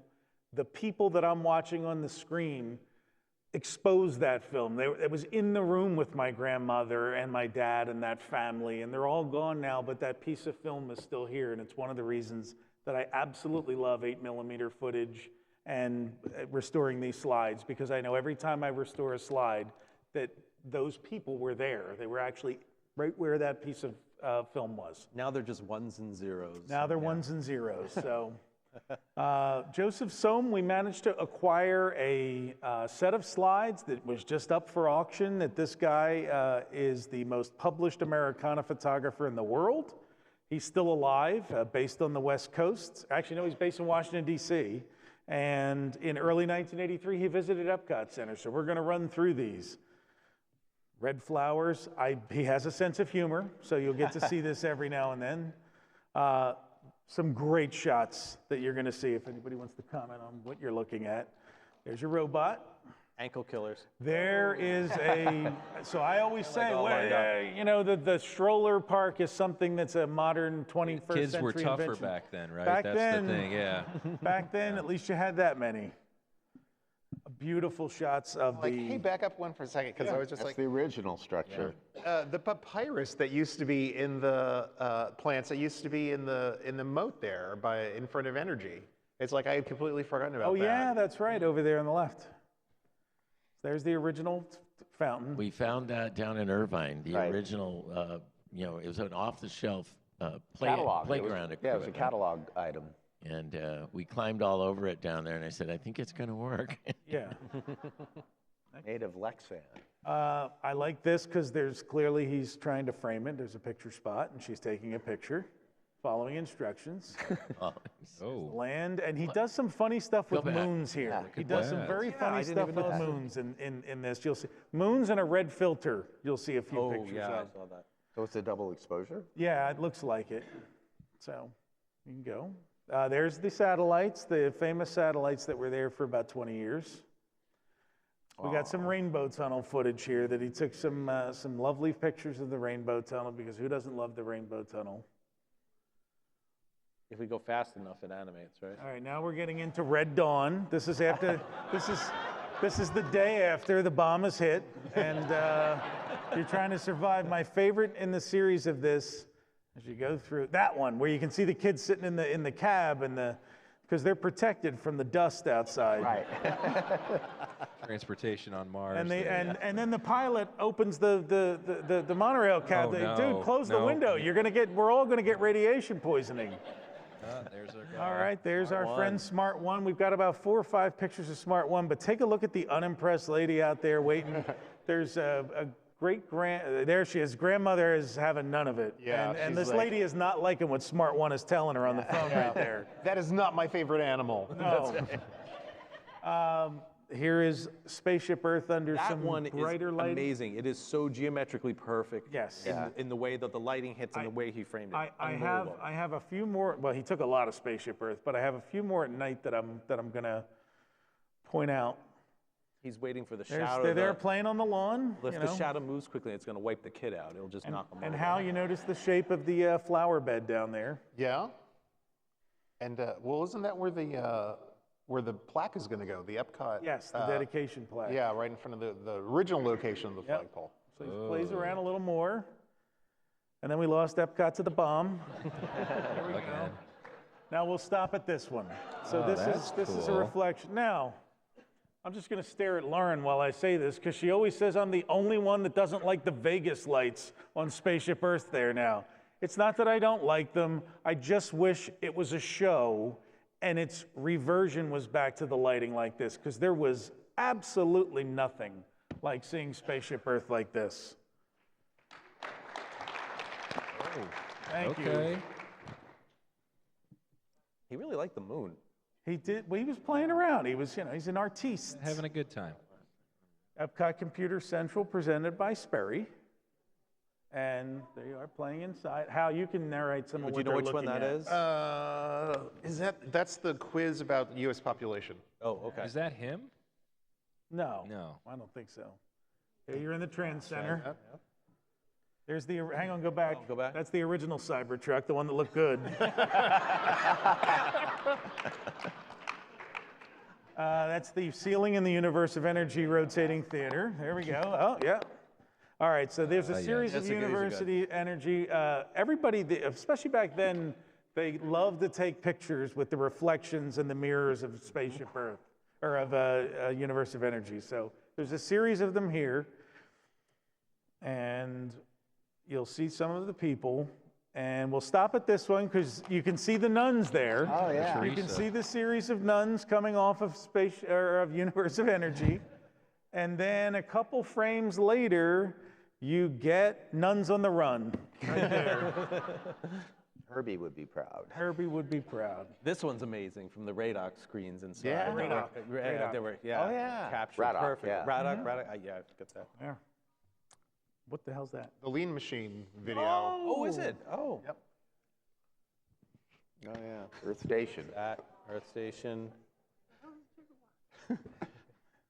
I And think, that's outside of the People's Choice Theater. and I Yeah, think, the Epcot pole. and I think up on that screen, I could be wrong, but that looks like newscaster Jessica Savage, who they made the movie. What's the one with her and Robert Redford? Michelle Pfeiffer. It's not Up Close and Personal. Thank you. Yes. What's the fan? It was at the tip of my tongue, Tammy. I was. Is that from Trans? So that's a close-up of the panel in Trans Center in the fake wind tunnel. Oh, okay. What do you mean it was Yeah. fake? Well, And it was a then, beautiful Pepper's Ghost effect. this Also, is- you can tell I went to Trans Center way too much. This as is a our kid. last picture spot from Joseph Sohm as we move on. Now I have a couple of randos that we love. I mean, did Disney ever go harder than it did for the 15th anniversary? Not counting the Cake Castle, but in terms of handing things out and everybody got a prize and everybody wins, this was great. I mean, this is what you were greeted with at the Magic Kingdom, was this giant clock. And the small print is every prize wins a car in an hour, every Saturday and Sunday from 9 to 2. So it was, doing 5 cars a day. There's some folks just exiting Big Thunder Mountain. Now, wait, this is a shot chaser slide. You can tell looking, Mom's not this is happy. not her favorite child. So you go to the next slide, and while she's trying to take a bite of food in the Crystal Palace Buffeteria, This kid's just right over her shoulder. No wonder he's not her favorite child. We'll meet Henry Hupp in his November 1990 photos. We don't get a lot of photos this good from that late on slide, but I tried to pick some of the best ones to show a, kind of a second era. Ooh. There's Moroccan Tigger, because why not? There's another beautiful shot of the fountains, the new fountain. Been replaced, yeah. This is, so if you never had the experience of riding around in an omnibus on the second level in Epcot, that's what your view was like as you circled. I rode around on that in Fresno last month. There you go. That's right, you did. That's right. Brooke and Robin Lopez purchased it. And in November 1990, he made his way over to Disney MGM Studios and took some great shots. Look at that, presented by M&M's back. Oh, Yes, yeah. So Hal, tell them the only place you saw the M&M sponsorship inside the ride. Oh, right. So there was when you walked in, it was as if you were going onto a movie set, and there were a couple of directors' chairs right at the entrance, and there was a poster for M&M's, and that was it. That was the only place you saw something. I was just going to say, is there anything over here from Mr. Star Tours about this? The exit corridor had M&M's posters that were M&M's on Mars, or the M&M's characters were on different planets. So is that where they eventually put the other travel posters for Hoth and okay. Travel to Endor. I don't think it lasted very long, but we opened up with that. Excellent. Thank you. Did you guys that worked on it get a year's supply of M&Ms or anything, or was it? No. It's another case of brandalism, Yes, I was thinking about that as you said it. I'm like, that doesn't belong in there. Right. This was great. I love this dimensional poster. So there are several of them, but yeah. So these banners used to hang on either side of the Great Movie Ride for years and years and years, showing depicting some of the films that are inside the ride. The magic of Disney animation. Another one of those. Oh, Here's the Soundstage Restaurant, and that's another one of those signs. I said it earlier today, and I'll say it again. Disney MGM Studios has the best neon on property, or maybe in any theme park. Well, although Disneyland Paris in that in the what do you call Discoveryland, the Utopia. That's Tim Delaney's, and also Hong Kong Disneyland's Tomorrowland is a beautiful neon. That last one there, Pluto's Toy Story, is my favorite one because his tail wags when it's working. We got, so I will tell you, yes, one of the most difficult things is someone getting a shot of the lights of winter that is not blurry. And Henry Hupp had 8 slides of it, and this was the single one that wasn't blurry. So I made sure to put it in here, and someday we're going to bring the guy in. Let's find him.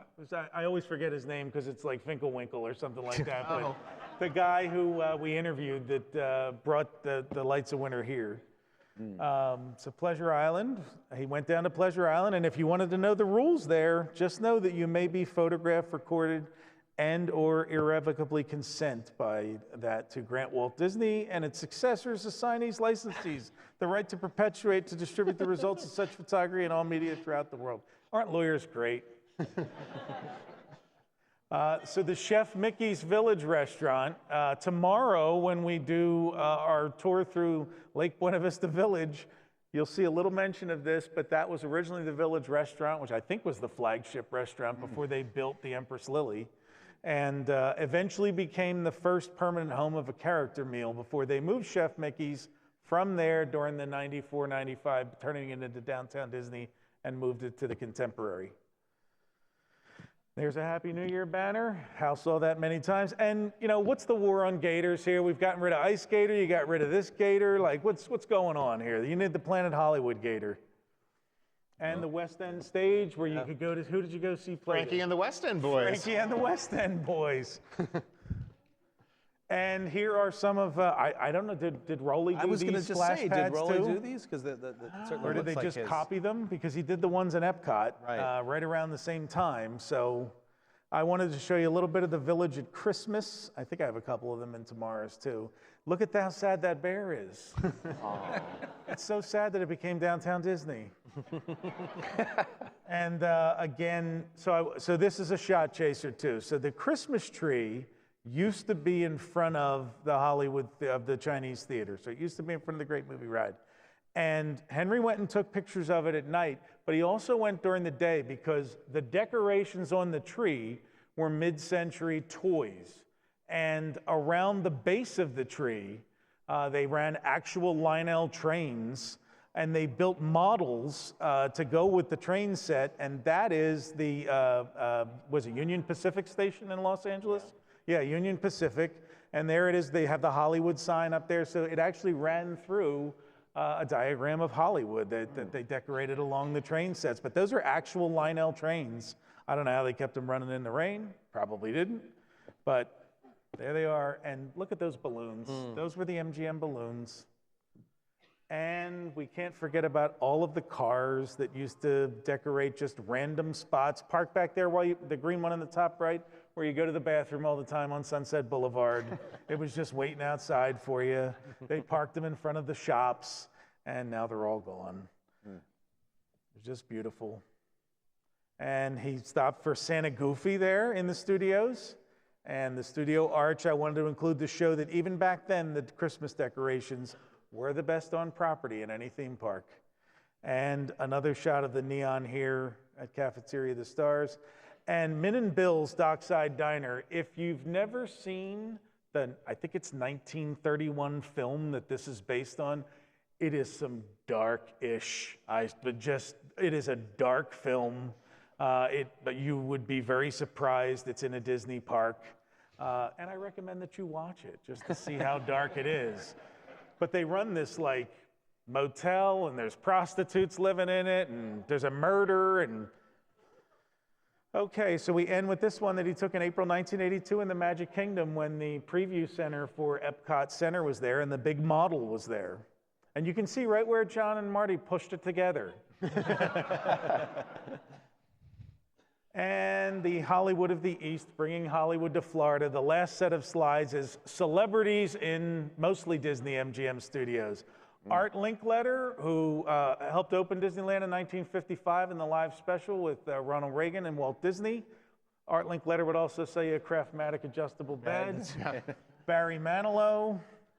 I love this one because Bo Derek is up there. She's like hopped up on Xanax or something. Like she is not enjoying this. And Goofy is just saying, hey, let's go ride Big Thunder Mountain Railroad. Here's Bob Hope. And are you able to zoom? We can't zoom on these right now. No. But on the big screen, please take a look at Bob Hope's pants. Magnifying button. Hold on. Is there? Look at Not that. there, not that Bob Hope, the other Bob Hope. Bob Hope. Yeah, Okay. the next one. Please zoom in on his pants because they're golf tees. Oh. So, he was on brand. He's hitting a big golf hat ball, you there. see, and we're gonna. How about that? And he's also wearing an Epcot shirt. Reynolds. Burt Reynolds, and I have my Turd Ferguson name tag on tonight because it's a funny name. Turd Ferguson, funny name. Cesar Romero, who was the Joker, and oh boy, the foil in how many Kurt Russell movies, right? Yeah. What was his name? Carol Burnett. Cindy Morgan, the late Cindy Morgan from Laverne and Shirley. Okay, so this here we picture's go. great because what's happening here, you see the fog underneath them? That's David Copperfield making Sunset Boulevard and his restaurant and attraction disappear.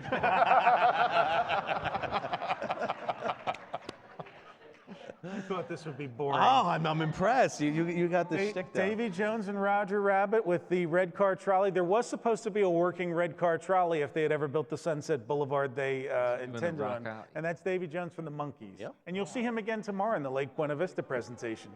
There's our man Dick Van Dyke actually signing the concrete in front of the Hollywood Theater. There is Don Knotts being arrested on New York Street. So here you have Dustin Hoffman. I want to say the Crawfords on Progress City in their recent Dick Tracy episode went over how bizarre Dustin Hoffman was this night, but also noticed that they handed out the Dick Tracy hats to everyone in the crowd for the movie premiere that they held at Hollywood Studios. Look at the Dick Tracy towel there. Yeah. Merchandise. It's a hanky-panky. Spared no expense. Just wipe your cement on Dick Tracy. You are correct, sir. Ed McMahon, sidekick from The Tonight Show. So wait, back that up for 1 second, because they actually had the Tonight Show desk at Disney MGM for a while that you could go see. I think it was either, I can't remember if it had become the AFI exhibit or if it was prior to the AFI So if I exhibit. remember, there's here we a go. ding first. When we developed Superstar TV, we actually went to the Tonight Show. They were changing the set over, and we said, "Can we have Johnny's desk for our show?" And they said, "Take it away." So in Superstar TV, on the stage was actual Johnny's desk that we used. Awesome! How about that? So what? Wait, that's the one that, like, when you would sit up there is a It's a real desk. contestant, The actual you were desk. actually at. Did they tell people that, like, you're going to be out? No, No. they didn't want to do Wow. that. No. So what happened then after that was Jay Leno took it back.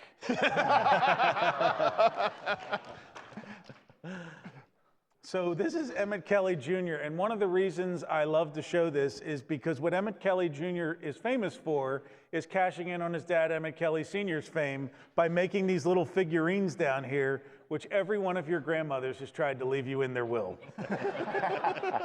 There's Mrs. Brady, Marsha's mother, Florence Henderson in Disney MGM Studios. There's Gina Davis, and this was right around the time Mickey's dressed in his baseball uniform because this League of was Their Own. 1992 when A League of Their Own came out. There is George Burns. You can see in the outfit on the right, he was on stage with Bob Hope in that appearance, and so then they went over and did these impressions on a different day. He was there for the opening of the park, too. Oh, was he? Yeah, in fact, that was from the special that they that they shot for that during that time. Recently departed heavyweight champion George Foreman, and I think that's a cake, right? Yeah. Why are It's a the cake- delicious why are- looking cake. Well, look at the Doing cake something. topper. Hold They're on, boxing. I'm Yeah. gonna zoom in. I think it's boxers. I think it's a bride and Oh, groom it is boxing. it's a bride and groom boxing. Yeah. This is not selling grills. That's not what he's doing. It's not selling grills. And that's why Minnie is surprised. The recently departed George Wendt from Cheers, who was the star of the day, He's got stuff and on his also shirt. from Cranium Command, right? It's like somebody squirted with a water gun. Yeah. Well, it was hot there. Yeah. There's Greg Evigan. I put actually the text down there so I wouldn't forget his name, but he's from My Two Dads. Oh, yeah. What else was he in? BJ and the Bear. I'm sorry. A little before my time, but I do remember it. When orangutans had their moment. Jay McKay and his best The friend, late the Harry bear. Anderson, Harry the Hat from Night Court and Cheers. JT, man. Here we go. Groundbreaking for the Indy racetrack. You want me to zoom into these folks? I don't want you to zoom into these Well, folks. he might. I can't tell. You don't know? No, Okay. I don't know. We'll leave it at All that. you can see is where in the background over those trees where the people at the Polynesian wouldn't be able to sleep when they're doing time trials. So Earth is being moved as we speak.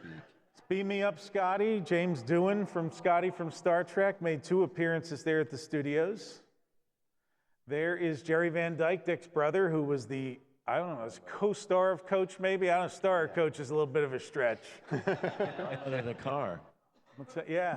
In the 60s. There's John Aston, Gomez Adams, who is incredibly at 96 or 97 still alive, and he is the father of Sean Astin from the Goonies, who's down the road this weekend, right? Oh, is he? That's right. Yes, he's he at is. the Goonies Con or whatever they're having down at the convention center. You still have to come here tomorrow. Ah, Scuba Mickey. There's John Ritter or Spike Tripper. That's right. And with Scuba Mickey, and obviously the regulators in place on that one. What's It's like so weird. I'm on this trolley and we're like talking. This mouse is talking.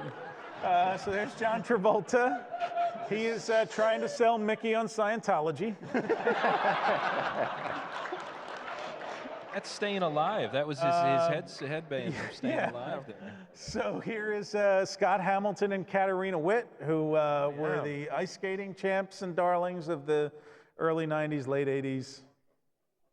And Mary Lou Retton, the gymnastics star of the 1984 Olympics, who did a lot of Ever-Ready or Supercharged battery that was commercials. Ever-Ready, was it? Yeah, I think so. I There's mean, MJ. I had to decide how many Michael Jackson pictures was I going to pick. So I said, well, it would be appropriate to start with a collage, and at least I know the Emmanuel Lewis ones are actually backstage at Disneyland because I tweeted them once. And I said, I wonder where these were taken. And Emmanuel Lewis responded to me and said, oh, we took those backstage at Disneyland. He wrote you? Yeah, he responded to the tweet. And then, so the last one of Michael Jackson, I need to show my favorite. And this is Hot Pants, Big Thunder Mountain, Guns. I mean, Somebody's there's all just, their favorite things in one He, photo. he and George Hamilton hadn't crossed each other yet on the pigmentation scale. So it's just, you know, there are color versions of this photo, but I couldn't get close. There wasn't a high enough resolution one for me, and so I went with the black and white version, which I think is better for all of us, given Michael's legs. So here, if you zoom in on the concrete, you'll see the label. Actually, they are prepping pre-opening spring 1989. That's the bumper sticker. So they are taking Michael Landon's handprints on the beach between the Polynesian and the Grand Floridian. Because why wouldn't you do that when you're building a movie studio? It's the They perfect had to be careful spot. that not bump into So Hulk they put Hogan, it. So but they he put wasn't a there. Hawaiian lei on Pluto and sent him out to the beach at the Polynesian to do it. There's Michael Young and Erin Moriarty, the late Erin Moriarty, who was Joni from Happy Days, and Michael Young hosted. Was it Epcot today? I think, or something else. I don't remember what. Somebody will Google it. Doesn't matter. There's Uncle Milty, Milton Berle, Mr. Television. Here is Nancy Kerrigan, famous for, what did she say here? That's so corny. There we go. She was caught on an open mic talking about how corny this ride on Main Street on the right was. And I can't believe that's what she thought was corny instead of skating on a fake ice skating rink in the middle of Florida in front of the castle. So President and Mrs. Reagan, the top left one, while she was still First Lady, celebrating Mickey's 60th birthday in 1988. And the bottom left is President Reagan in 1990 at 2 years out of office at Disneyland's 35th anniversary parade with Michael Eisner. And then on the right was his 1983 visit to World Showcase, where he visited with some of the international students. Prince Rainier of Monaco, I had to write it down because I wouldn't have remembered it, but he married Princess Grace Kelly, who was from Philadelphia. So, Richard Frank and Andy Griffith, and I don't know who the other people are. Richard Tyson, again, star of Hardball. All I ever remember this guy doing was being a heavy in like B movies, and Robert Conrad. Vaughn. Who was that? Robert Vaughn. Robert Vaughn, I'm sorry. Man from Uncle. The man from Uncle. Tennis player Stan Smith. I remember I had to research who that was when we first got it. Here's Tom Bosley, who was the father on Happy Days and the father in Father Dowling Mysteries, which used to run back to back with Murder, She Wrote. So you could watch 2 hours of, well, we would say Jessica Fletcher today looked like a senior citizen, but then we found out she was like 51 when they were filming that show. And there's Warren Beatty on Dick Tracy Night doing his handprints. And he's got a bucket of water to clean himself off. Woody Harrelson from Cheers and a lot of other stuff. And do you think that he was with Sport Goofy because that's when white men did jump? I did think about that. And these are the boys from Tool Time and Home Improvement with Tim Allen. And that's a wrap on our celebrities at Hollywood Studios. Well done. Well done. All right, I think we have time for a couple quick ones here. We're gonna get to that one because that kind of leads into some other stuff. Do you do the fashion show thing real quick? All right, we'll do the fashion show. Fashion show at lunch. Because we got to do the flyover too. So we have a good friend who worked for Monsanto, and this is some behind-the-scenes footage of filming a fashion shoot at the Magic Kingdom for Monsanto polyester fabrics. We did not restore this Liberty film. Square. Yeah, we haven't had the opportunity to get a don't have the really original. nice, clean version of this yet. Paul, is that Brandalism? Yes. Yes, he says yes. There audio, right? There's no audio. No. Okay. So Wait a minute, they made modern miracles for man, remember? Oh, my. I worked the ride for a whole summer, the adventure through inner space. brought to you by Monsanto. Hey, Uncle Paulie's back.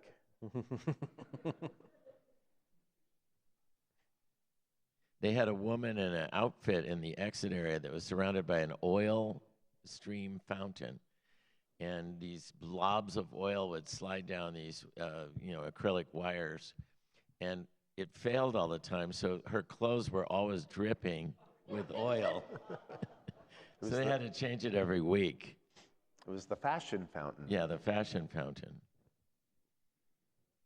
Ditch the first lady. Yep. I don't know if you get to see it again, but there was a shot there where you could see some guests had stopped thinking this must be somebody famous that they're shooting over here, and not knowing it's a clothes made out of plastic photo shoot. JT, maybe you can find the the Ford ad. Maybe you can find the ad that this came from. I've never seen this before. This is interesting. They had built the Monsanto House of the Future at Disneyland, and MIT designed it. But they have you can look up online, you guys probably have it, the 10-minute film that Monsanto did about it, and the family that's living there. You can see the guests standing there. Yeah, there they are. They're looking over. And the family that are living in the house, the opening line is, everything in this house is made entirely of plastic. Really good there. That was a big woo. Oh yeah, it's 29 minutes. Oh, You yeah, told me it was short. Yeah. That's good. That's If we turn it off. Yeah, exactly. That's good. We get All it. right. So anybody from, let's see, where's that one I wanted to do? flyover. Move on. We're gonna do this here. Yeah. Anybody fly in from England? Yes, Claudia. Where's Claudia? There she All right, is. this was a contest. This film came to us recently. We were able to get this. And apparently, did you ever hear of anything about the Disney Diamond Jubilee? No? Okay, well, that was just worth a shot. There we go. On that note. This is it starts off really weird because we think we only got part of it. Yeah, here comes the sound.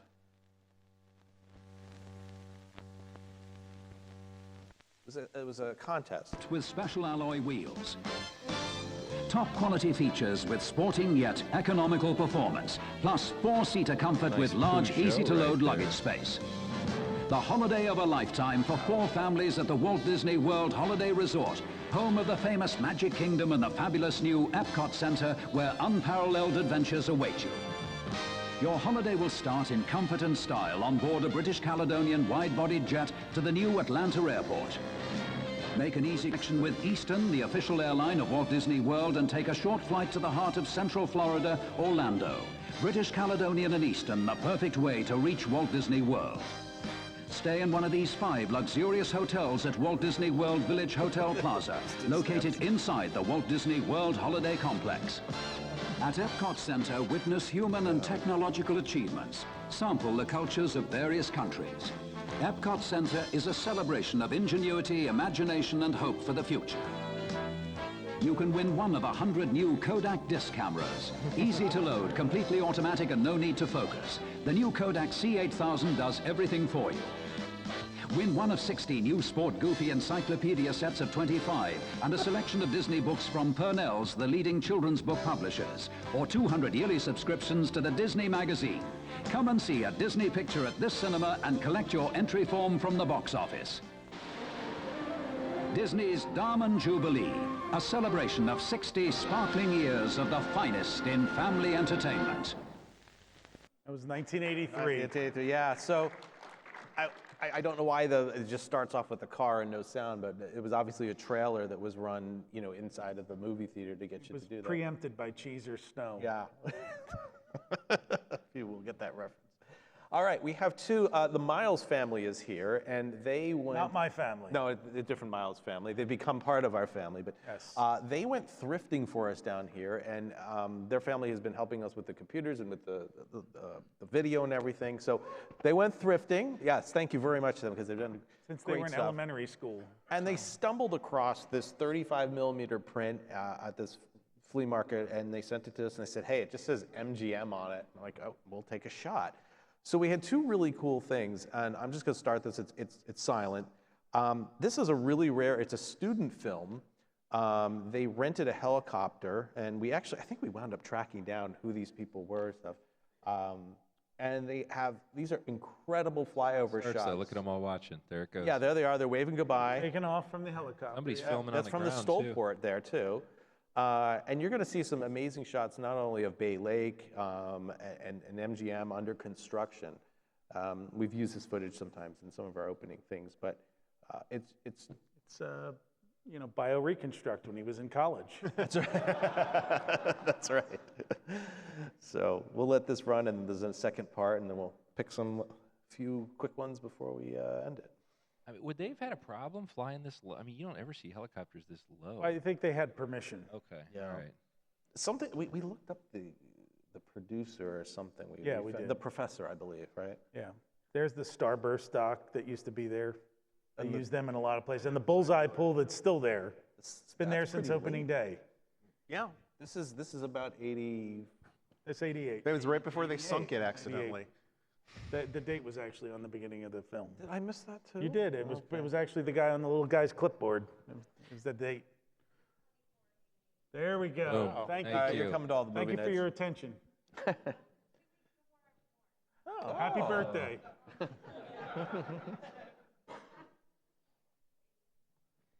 This is just a gorgeous shot of an early Epcot. Doesn't look that crowded to me. I think you guys are. Yeah. You know. The roofs are somehow dirty though, like right away. right. They kept that pristine white forever.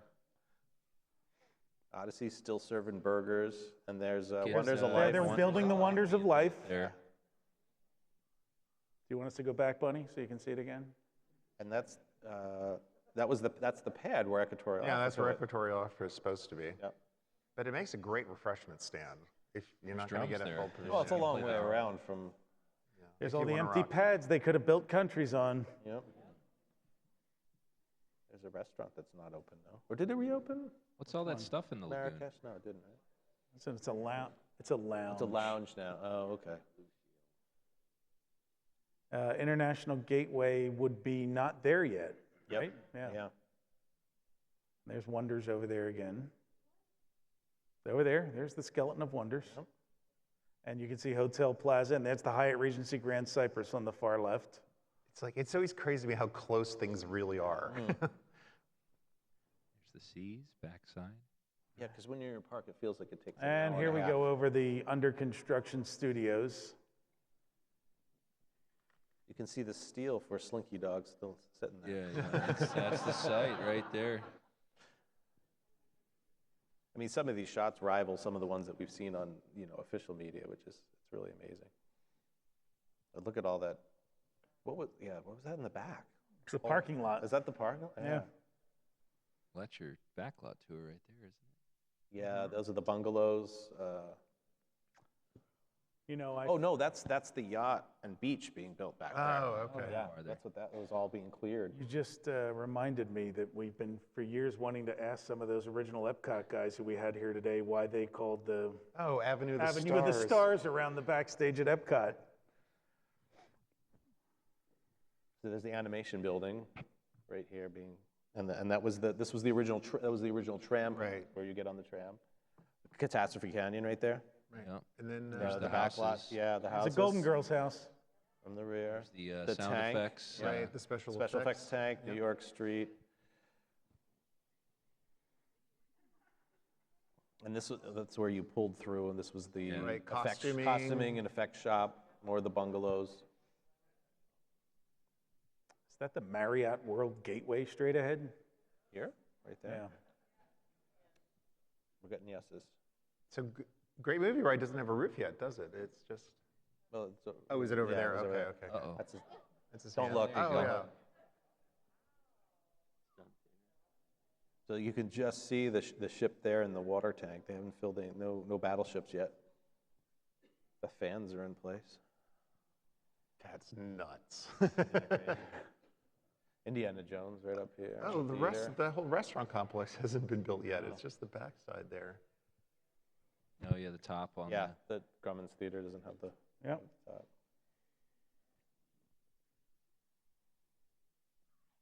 Okay, so there's Brown Derby and the Soundstage restaurant. They already have Mickey's ear on the top of the roof there. Oh yeah, right up the top. And there's the Magic of Disney animation building. Right in yeah. here. Superstar Television, I think. No, that was Monster. Oh, Superstar okay. over on the other side, So, right? Yeah. There's New York Okay. Street and Streets of America. Looks like a model. Yeah. Only a model. What is this, a theme park for ants? Yeah, there's the back lot again, and then there's Catastrophe Canyon up in the upper left. What are all those footers for? Yeah, those are a lot of footings, aren't they? I don't know what that was for. They knew Lights Look at Motor that. Action was coming. That's what That's right, yeah. Yeah, That 'cause was the path of the that's where the tram would have. right, because they used to drop you off right in front of that spot. I don't know what that. Well, there was no. Oh, people were living there there. was some facade that got built there. Okay. So It's the empty nest house. Then one last shot, I think, here of the. Yeah, this as the sun goes down. So were they commissioned to do this? It must have been. Yeah. They must have had permission because it was shot, what, University of Central Florida, was it? Yes, it was Yeah. UCF. Because this looks like marketing footage. It totally does, and I don't know if it was ever used in anything, but yeah, the shots are just fantastic. And then we're coming back in. He was sitting there all day.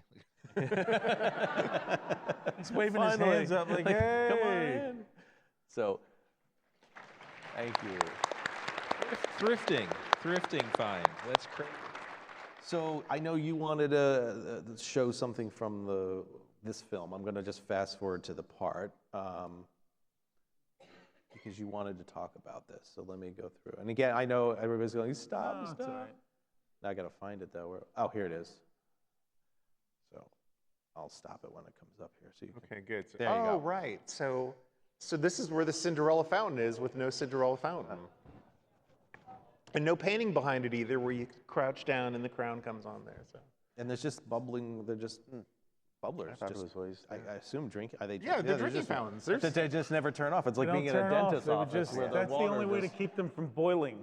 So they would just let them run. Yeah. I mean, are there still drinking fountains on that? Because there used to be a drinking. Yeah, for the longest time. That was a drinking fountain that just was never nonstop. Yeah. Oh, that's weird. Yeah. This kid's really excited. He got some cold water. Yeah. So, yeah. He's really good to go. So, let's see here. We have. I'll do part of this one real quick. This goes back to the MGM folks that we just saw. They actually, the students also did a little film here, people getting out of a car and going to the house. This is filmed at the MGM Studios backlot one night, obviously, and there's a couple takes of this, like getting out and you know, going to the door. So it was neat that I assume that, you know, students were using this to learn techniques and stuff. That's a LeBaron convertible, possibly owned by John Voight. Yeah. Yeah. Teeth marks. All right. That was a scene from Porky's. I have one other quick clip. We'll eventually put this one online. How you can tell them about this. This was, again, somebody set up a camera in there. Oh, yeah. This is. So this is another gift from Monsanto. So when they would shoot Circle Vision, you know, they didn't want to run out of film while they were actually doing the Circle Vision shoot. So what they do is when they would get towards the end of the reel, they would just splice it out, and then they would just shoot the rest of the film just to use it up. So this person took basically a lot of B-roll Williamsburg, yeah. of America the Beautiful. So you're actually seeing that, yeah, this is. Yeah, they're shooting at Colonial Williamsburg. I think these are the update pieces that were added to the Disneyland version for the opening of Walt Disney World. Oh, really? Okay. And they don't match the quality of the original ones in terms of the days they were shot, and especially the St. Louis Arch. Oh, yeah, It was Smoggy a Day. No, it was a static picture.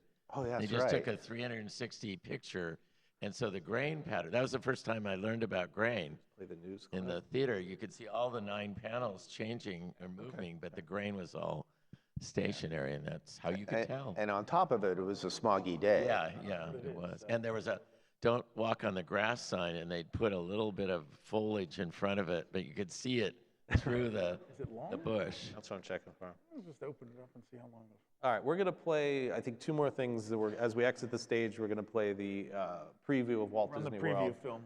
Because a lot of you may have never seen that before. We'll step off for that, but we have We 2 want other. to watch it from the audience. Yeah, and we have 2 other quick ones here that we'll show you. These one is an introduction to the preview film.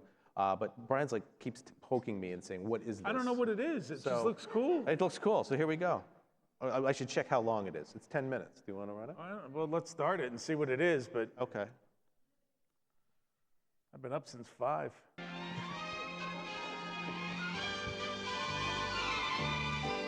Many happy years ago, one Yeah, man it's just had this a weird dream. promo film. We don't know what A it is. dream of a world of What we thought was, happiness Burgess that more Meredith people would come to see and talk about than any other on the face of the earth. And did this dream come true? It comes true every day.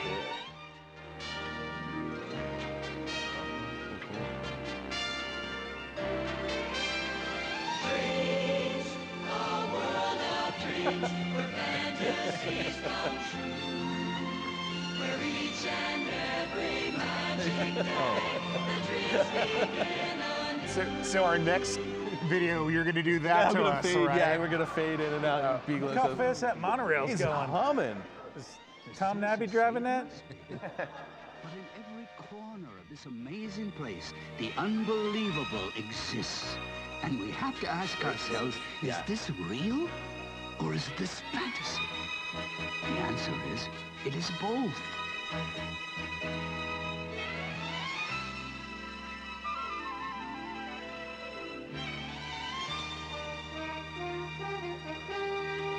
Does look like that, doesn't it? Yeah. Maybe all of them meet at the end. Immense. 27,000 acres. 43 square miles. Twice the size of New York's Manhattan Island. It is a wonder of the world on par with the 7 others. A world more people visit each year than any other single place in the known universe.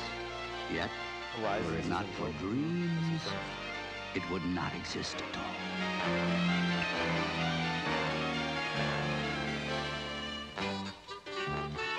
Dream of a magic kingdom, and it is here. Dream of almost anything, and the chances are it can be done in one of 6 enchanted lands. Oh, JT called it up here. He knew it was coming.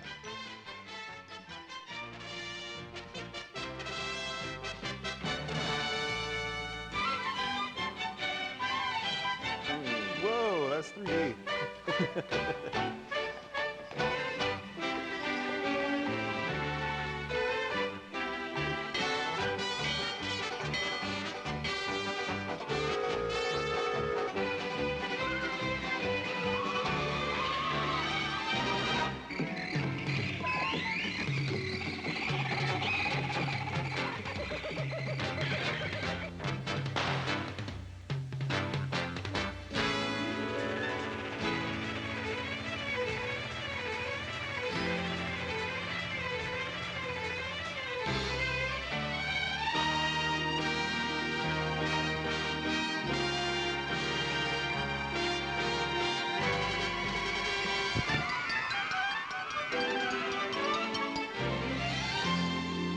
It is a marvelous magic kingdom of kings, where the dreams of childhood can be lived for fun and cherished forever.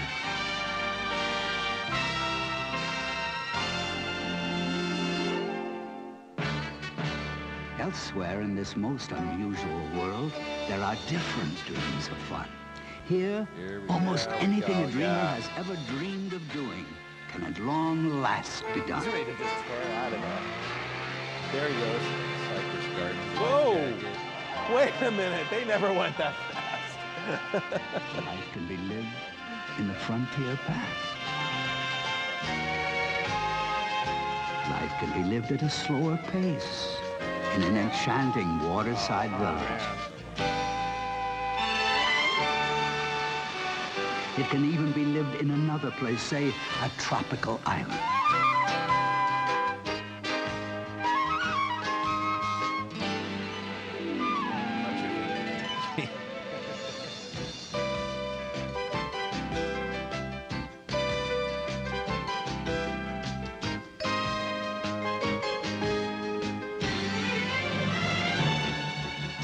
This is a world where the wilderness has given way to adventures which celebrate the great outdoors.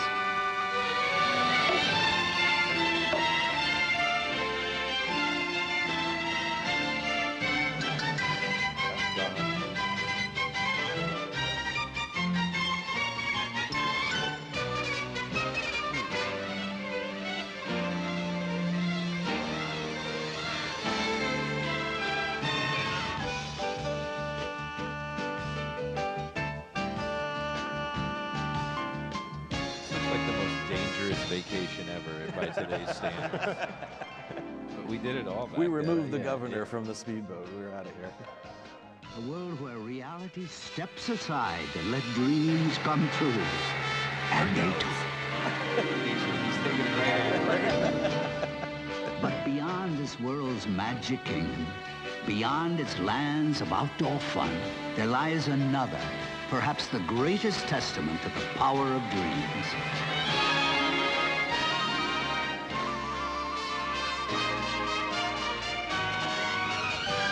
Epcot Center.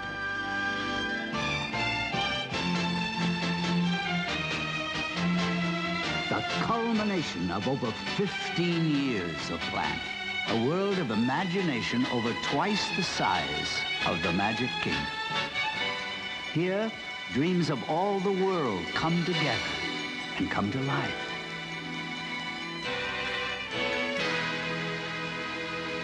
The dreams of tomorrow are here for all to see in Epcot Center's future world.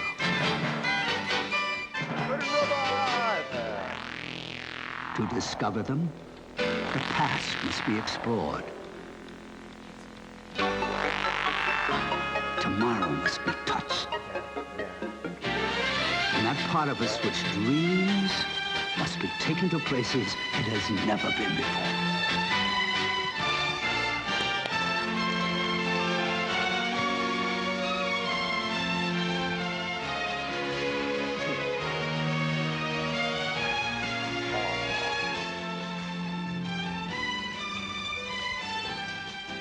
Beyond Future World in Epcot Center, the dreams of the world's nations ask to be shared. It is yet another side to this incredible place, a showcase of countries, customs, and cultures, a world showcase.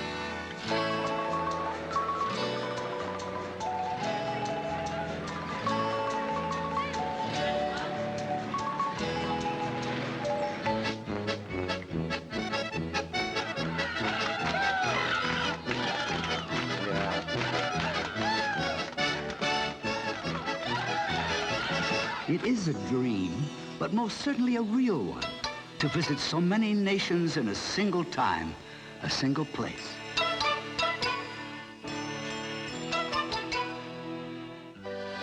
It is the dream of a lifetime, and it comes true in authentic restaurants, shops, and shows.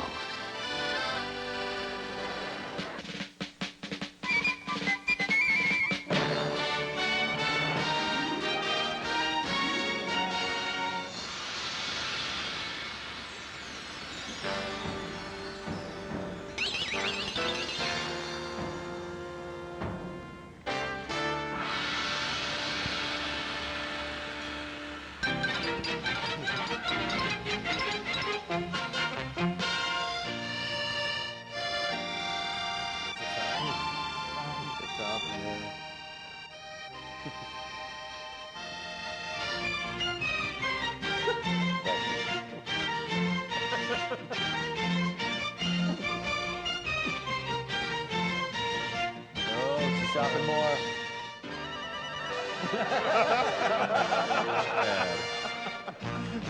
Such are the dreams of World Showcase. Oh, she bought us all of everything. Yes. All come true in this Oh, one he's taking the Kodak disc. we all got the dream. data That's why such a world exists.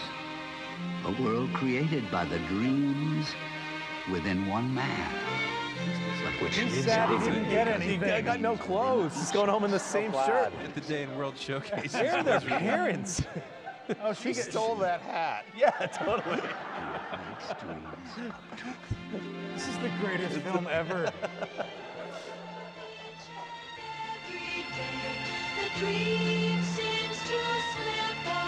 really does sound like Murray Lerner, everything here. Yeah, it has that quality to it.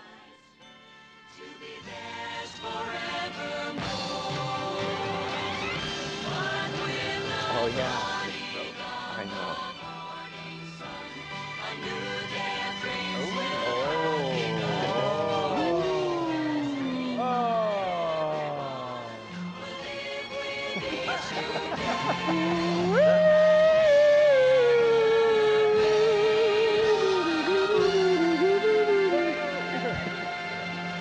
That's great.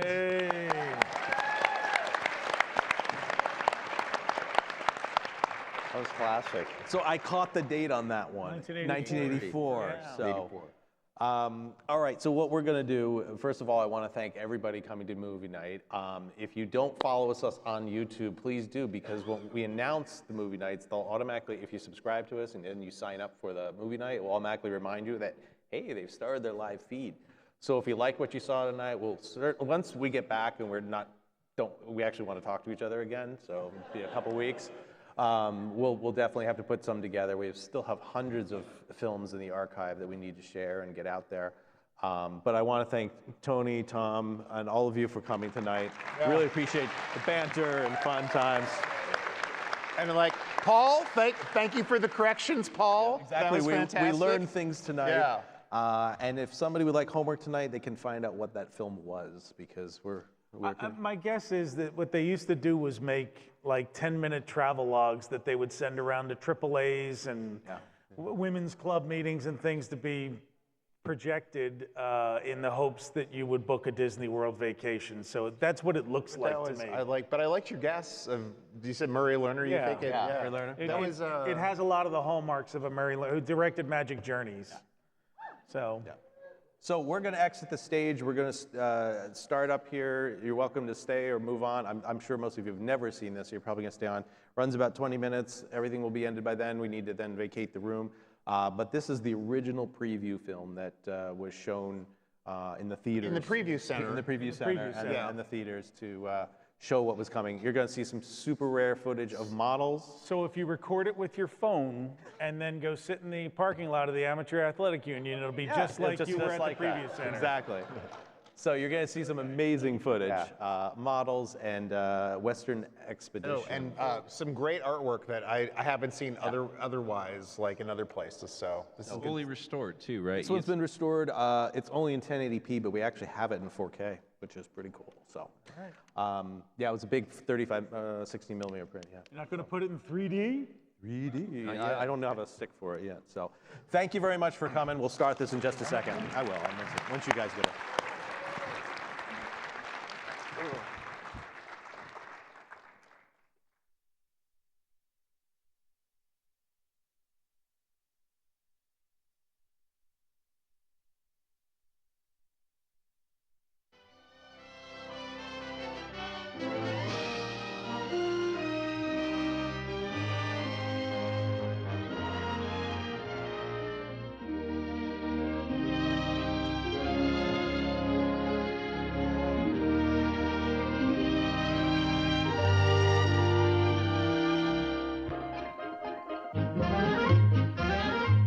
To many millions of people each year, these sites are part of a very special experience, a visit to Florida, the #1 vacation state in America, the Sunshine State.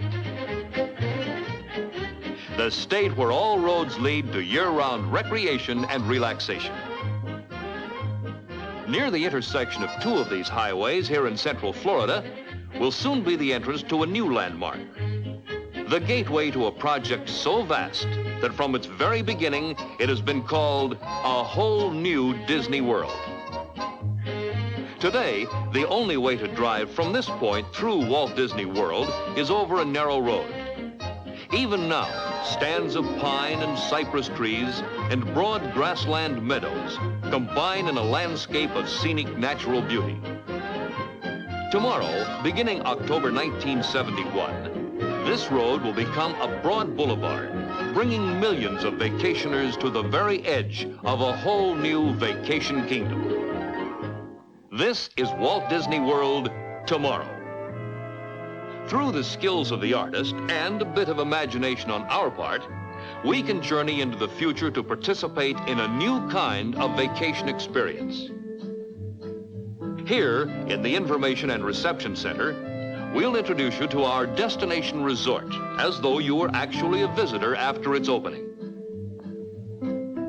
This large model depicts Phase 1, the first 5 years of Walt Disney World's growth.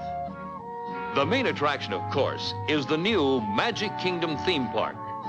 But Walt Disney World is much more. It's a complete vacation kingdom. And along the shores of the lake and lagoon is a series of resort hotels, each individually themed to a different motif around the world. This is the Polynesian-style resort, where sports enthusiasts will find a variety of recreational facilities. In the Skin Divers Grotto, you can try your hand at scuba diving, or simply lounge in the sun on one of the coral shoals. The South Seas Dining Room has an underwater viewing area where spectators can enjoy a fish's eye view of the more active participants. And golfers haven't been overlooked here in Walt Disney World. There are championship 18-hole courses, putting greens at the hotels, and 3 par courses too. The Asian-style resort is one of the most exciting in Walt Disney World. As you can see, it has the look of Thailand in its exotic decor. Most of its 600 rooms are set in picturesque Oriental gardens. This resort is a touch of old Venice. Here you'll find shopping a unique experience, as you'll travel as they do in the old world by gondola along streets of water. The Persian-style resort seems to step right out of the Arabian Nights with its jewel-like mosques and columns. You can practically sail right into your room through the sheltered marina. Also along the shores of the lake is the Contemporary Hotel, the flagship and major convention center of the resorts here in Walt Disney World. It has 750 rooms, and each one provides a panorama of either the Magic Kingdom to the west or the lake to the east. Running through the open mall are the Walt Disney World all-weg monorail trains, connecting with the other hotels and with the theme park.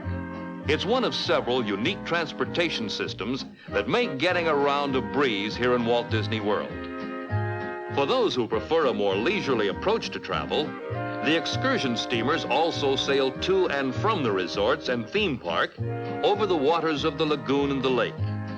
Another popular spot in Walt Disney World is the wooded campsite along the lakeshore. There's plenty of room for the outdoorsman here and for recreational vehicles. Regardless of where you stay in Walt Disney World, all the special facilities, including the recreation, entertainment, and dining at all the theme resorts, are available for your enjoyment during your visit to the Vacation Kingdom. And now, let's take another look at this new concept in vacation resorts. There's an excursion steamer down at the dock ready to take us across the lake and lagoon to the Magic Kingdom. As you can see, these open-deck watercraft are steam-powered, patterned after the river boats of 100 years ago.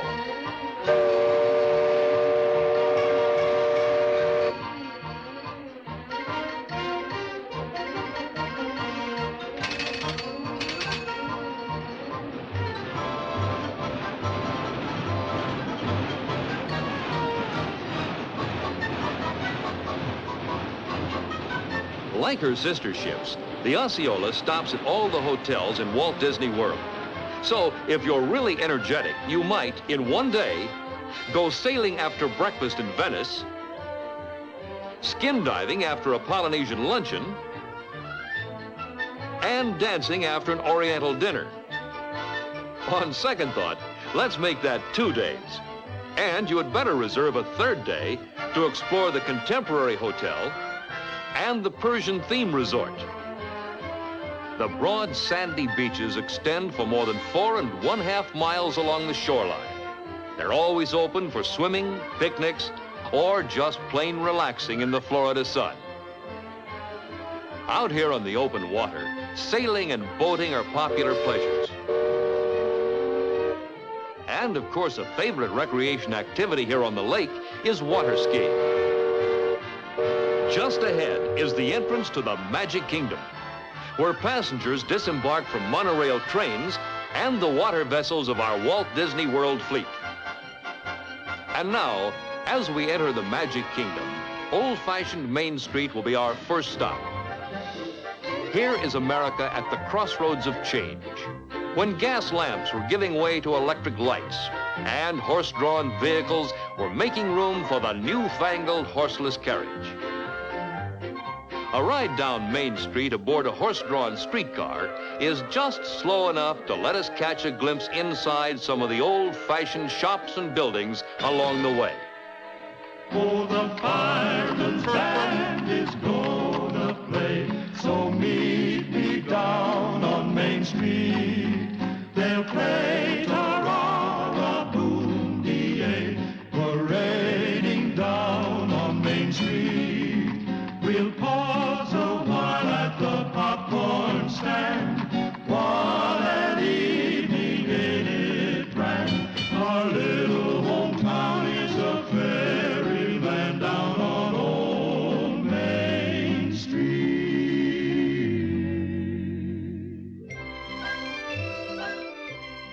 Here at the end of Main Street is the classic Grand Victorian Restaurant.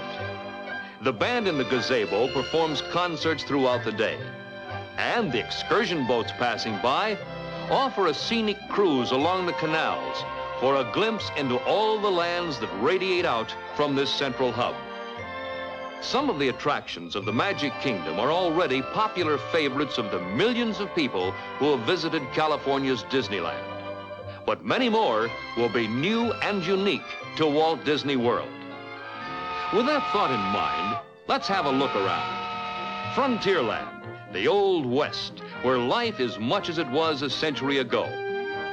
Towering high above Frontierland is Thunder Mesa, a panorama of the great American Southwest, with its Pueblo style and exciting new adventures like the Western River Expedition. Across this bridge lies Adventureland, the kingdom of the tropics. Here's the enchanted Tiki Theater, where legends of the South Seas come alive. The Swiss Family Isle, with its towering treehouse that overlooks the jungle, and the famous Adventureland Jungle River Cruise. In Tomorrowland, some of America's leading companies present major shows and exhibits themed to the near and distant future. Tomorrowland also presents the spectacular Space Mountain, 20 stories tall. Inside, passengers will rocket through outer space, viewing the solar system. Now, turn back the pages of history to the time of the American Revolution. Across this bridge, a replica of the famed Concord Bridge, is Liberty Square, where the story of America's freedom is enshrined inside the Hall of Presidents. And of course, Fantasyland, home of adventures and characters come to life from the Walt Disney animated film classics. In Walt Disney World, the symbol of Fantasyland is the dramatic Cinderella's Castle. Within the Magic Kingdom are lands whose themes are yesterday and tomorrow, adventure, history, and storybook classics. And through the skills of the artist and the talents of sculptor and model maker, we can introduce you to some of these highlights. In Frontierland, on the grand scale of Disneyland's Pirates of the Caribbean, a musical parody of the Wild Old West, here's the Western River Expedition.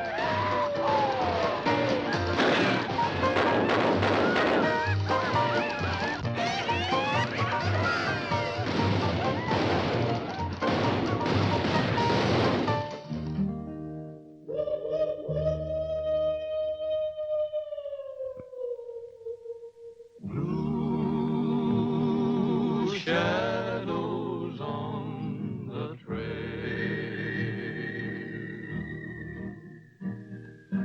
blue moon shining through the trees, and a plaintive wail from the distance drifting on the evening breeze. Shadows on the trail.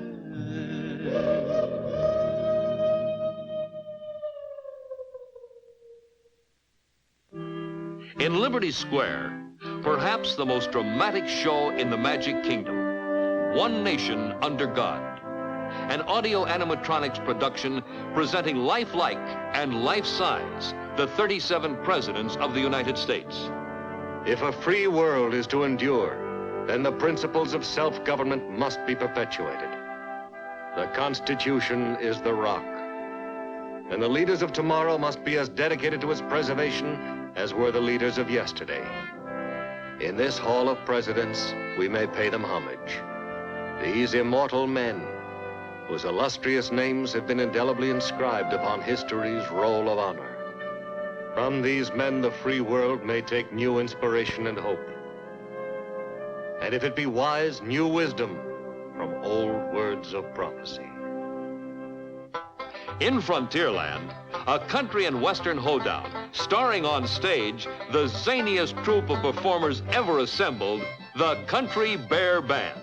The Bear Band Bears are ready. They're set to serenade Zeke and Zeb and Ted and Fred and the bear named Lemonade. So clap your hands and stomp your feet to the bear toe tapping rhythm. Chuck your worries out the door and try to keep right with them.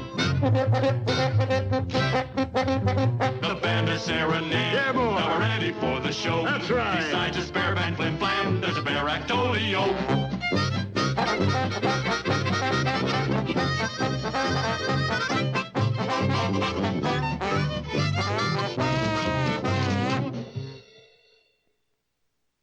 In Fantasyland, through the magic of audio animatronics, the famous cast of characters seen in this scale model will come to life full-size in the Mickey Mouse Musical Review.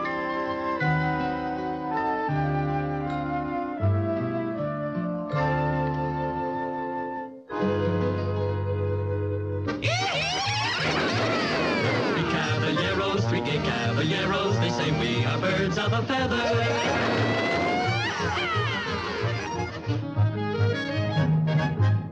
Zippity-doo-dah, zippity-yay, my oh my, what a wonderful day. Plenty of sunshine heading our way. Zippity-doo-dah, zippity-yay, Mr. Bluebird on my shoulder. It's a truth, it's actual, everything is satisfaction. Zippity-doo-dah, zippity-yay, wonderful feeling, a wonderful, beautiful day.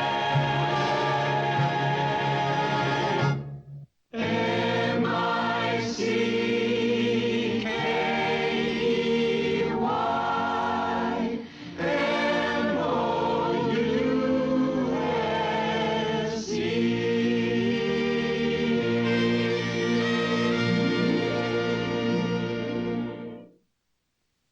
So this is the Magic Kingdom, just a part of Walt Disney World, a new kind of vacation resort here in Central Florida. Walt Disney World is large, 27,000 acres, twice the size of Manhattan Island. And so the vacation kingdom that will open in October 1971 is the beginning, the first step. It is also a giant step forward toward realization of the total master plan for Walt Disney World. A plan that has always revolved around Walt Disney's idea to build an experimental prototype community of tomorrow. Here, in an earlier film, Walt Disney described his concept. Epcot will take its cue from the new ideas and new technologies that are now emerging from the creative centers of American industry. It will be a community of tomorrow that will never be completed, but will always be introducing and testing and demonstrating new materials and new systems. And Epcot will always be a showcase to the world for the ingenuity and imagination of American free enterprise. I don't believe there's a challenge anywhere in the world that's more important to people everywhere than finding solutions to the problems of our cities. But where do we begin? How do we start answering this great challenge? Well, we're convinced we must start with the public need. And the need is not just for curing the old ills of old cities. We think the need is for starting from scratch on virgin land and building a special kind of new community. So that's what Epcot is, an experimental prototype community that will always be in a state of becoming. It will never cease to be a living blueprint of the future, where people actually live a life they can't find anywhere else in the world.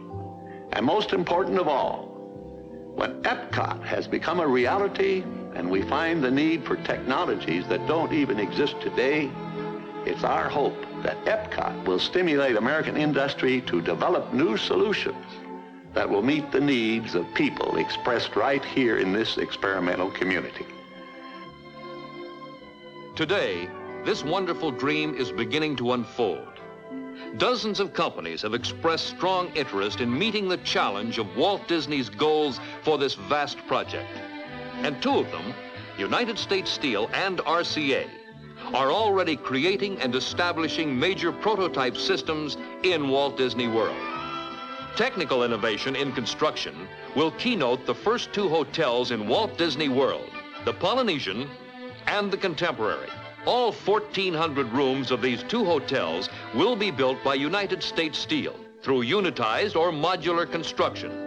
The first major use of steel-framed unitized construction in the world. This could have long-range impact for city housing as well as hotels. RCA 2 has worked closely with the Disney staff to plan a system for tomorrow that will operate today. The first 21st century information communication system. At the RCA System Communications Center in Tomorrowland, the staff will monitor, receive, and transmit program and activity information to Walt Disney World guests. This, then, has been a brief introduction to the concept of Walt Disney World, a world of recreation, entertainment, and relaxation, a world where people stay and play, and where one day they will live.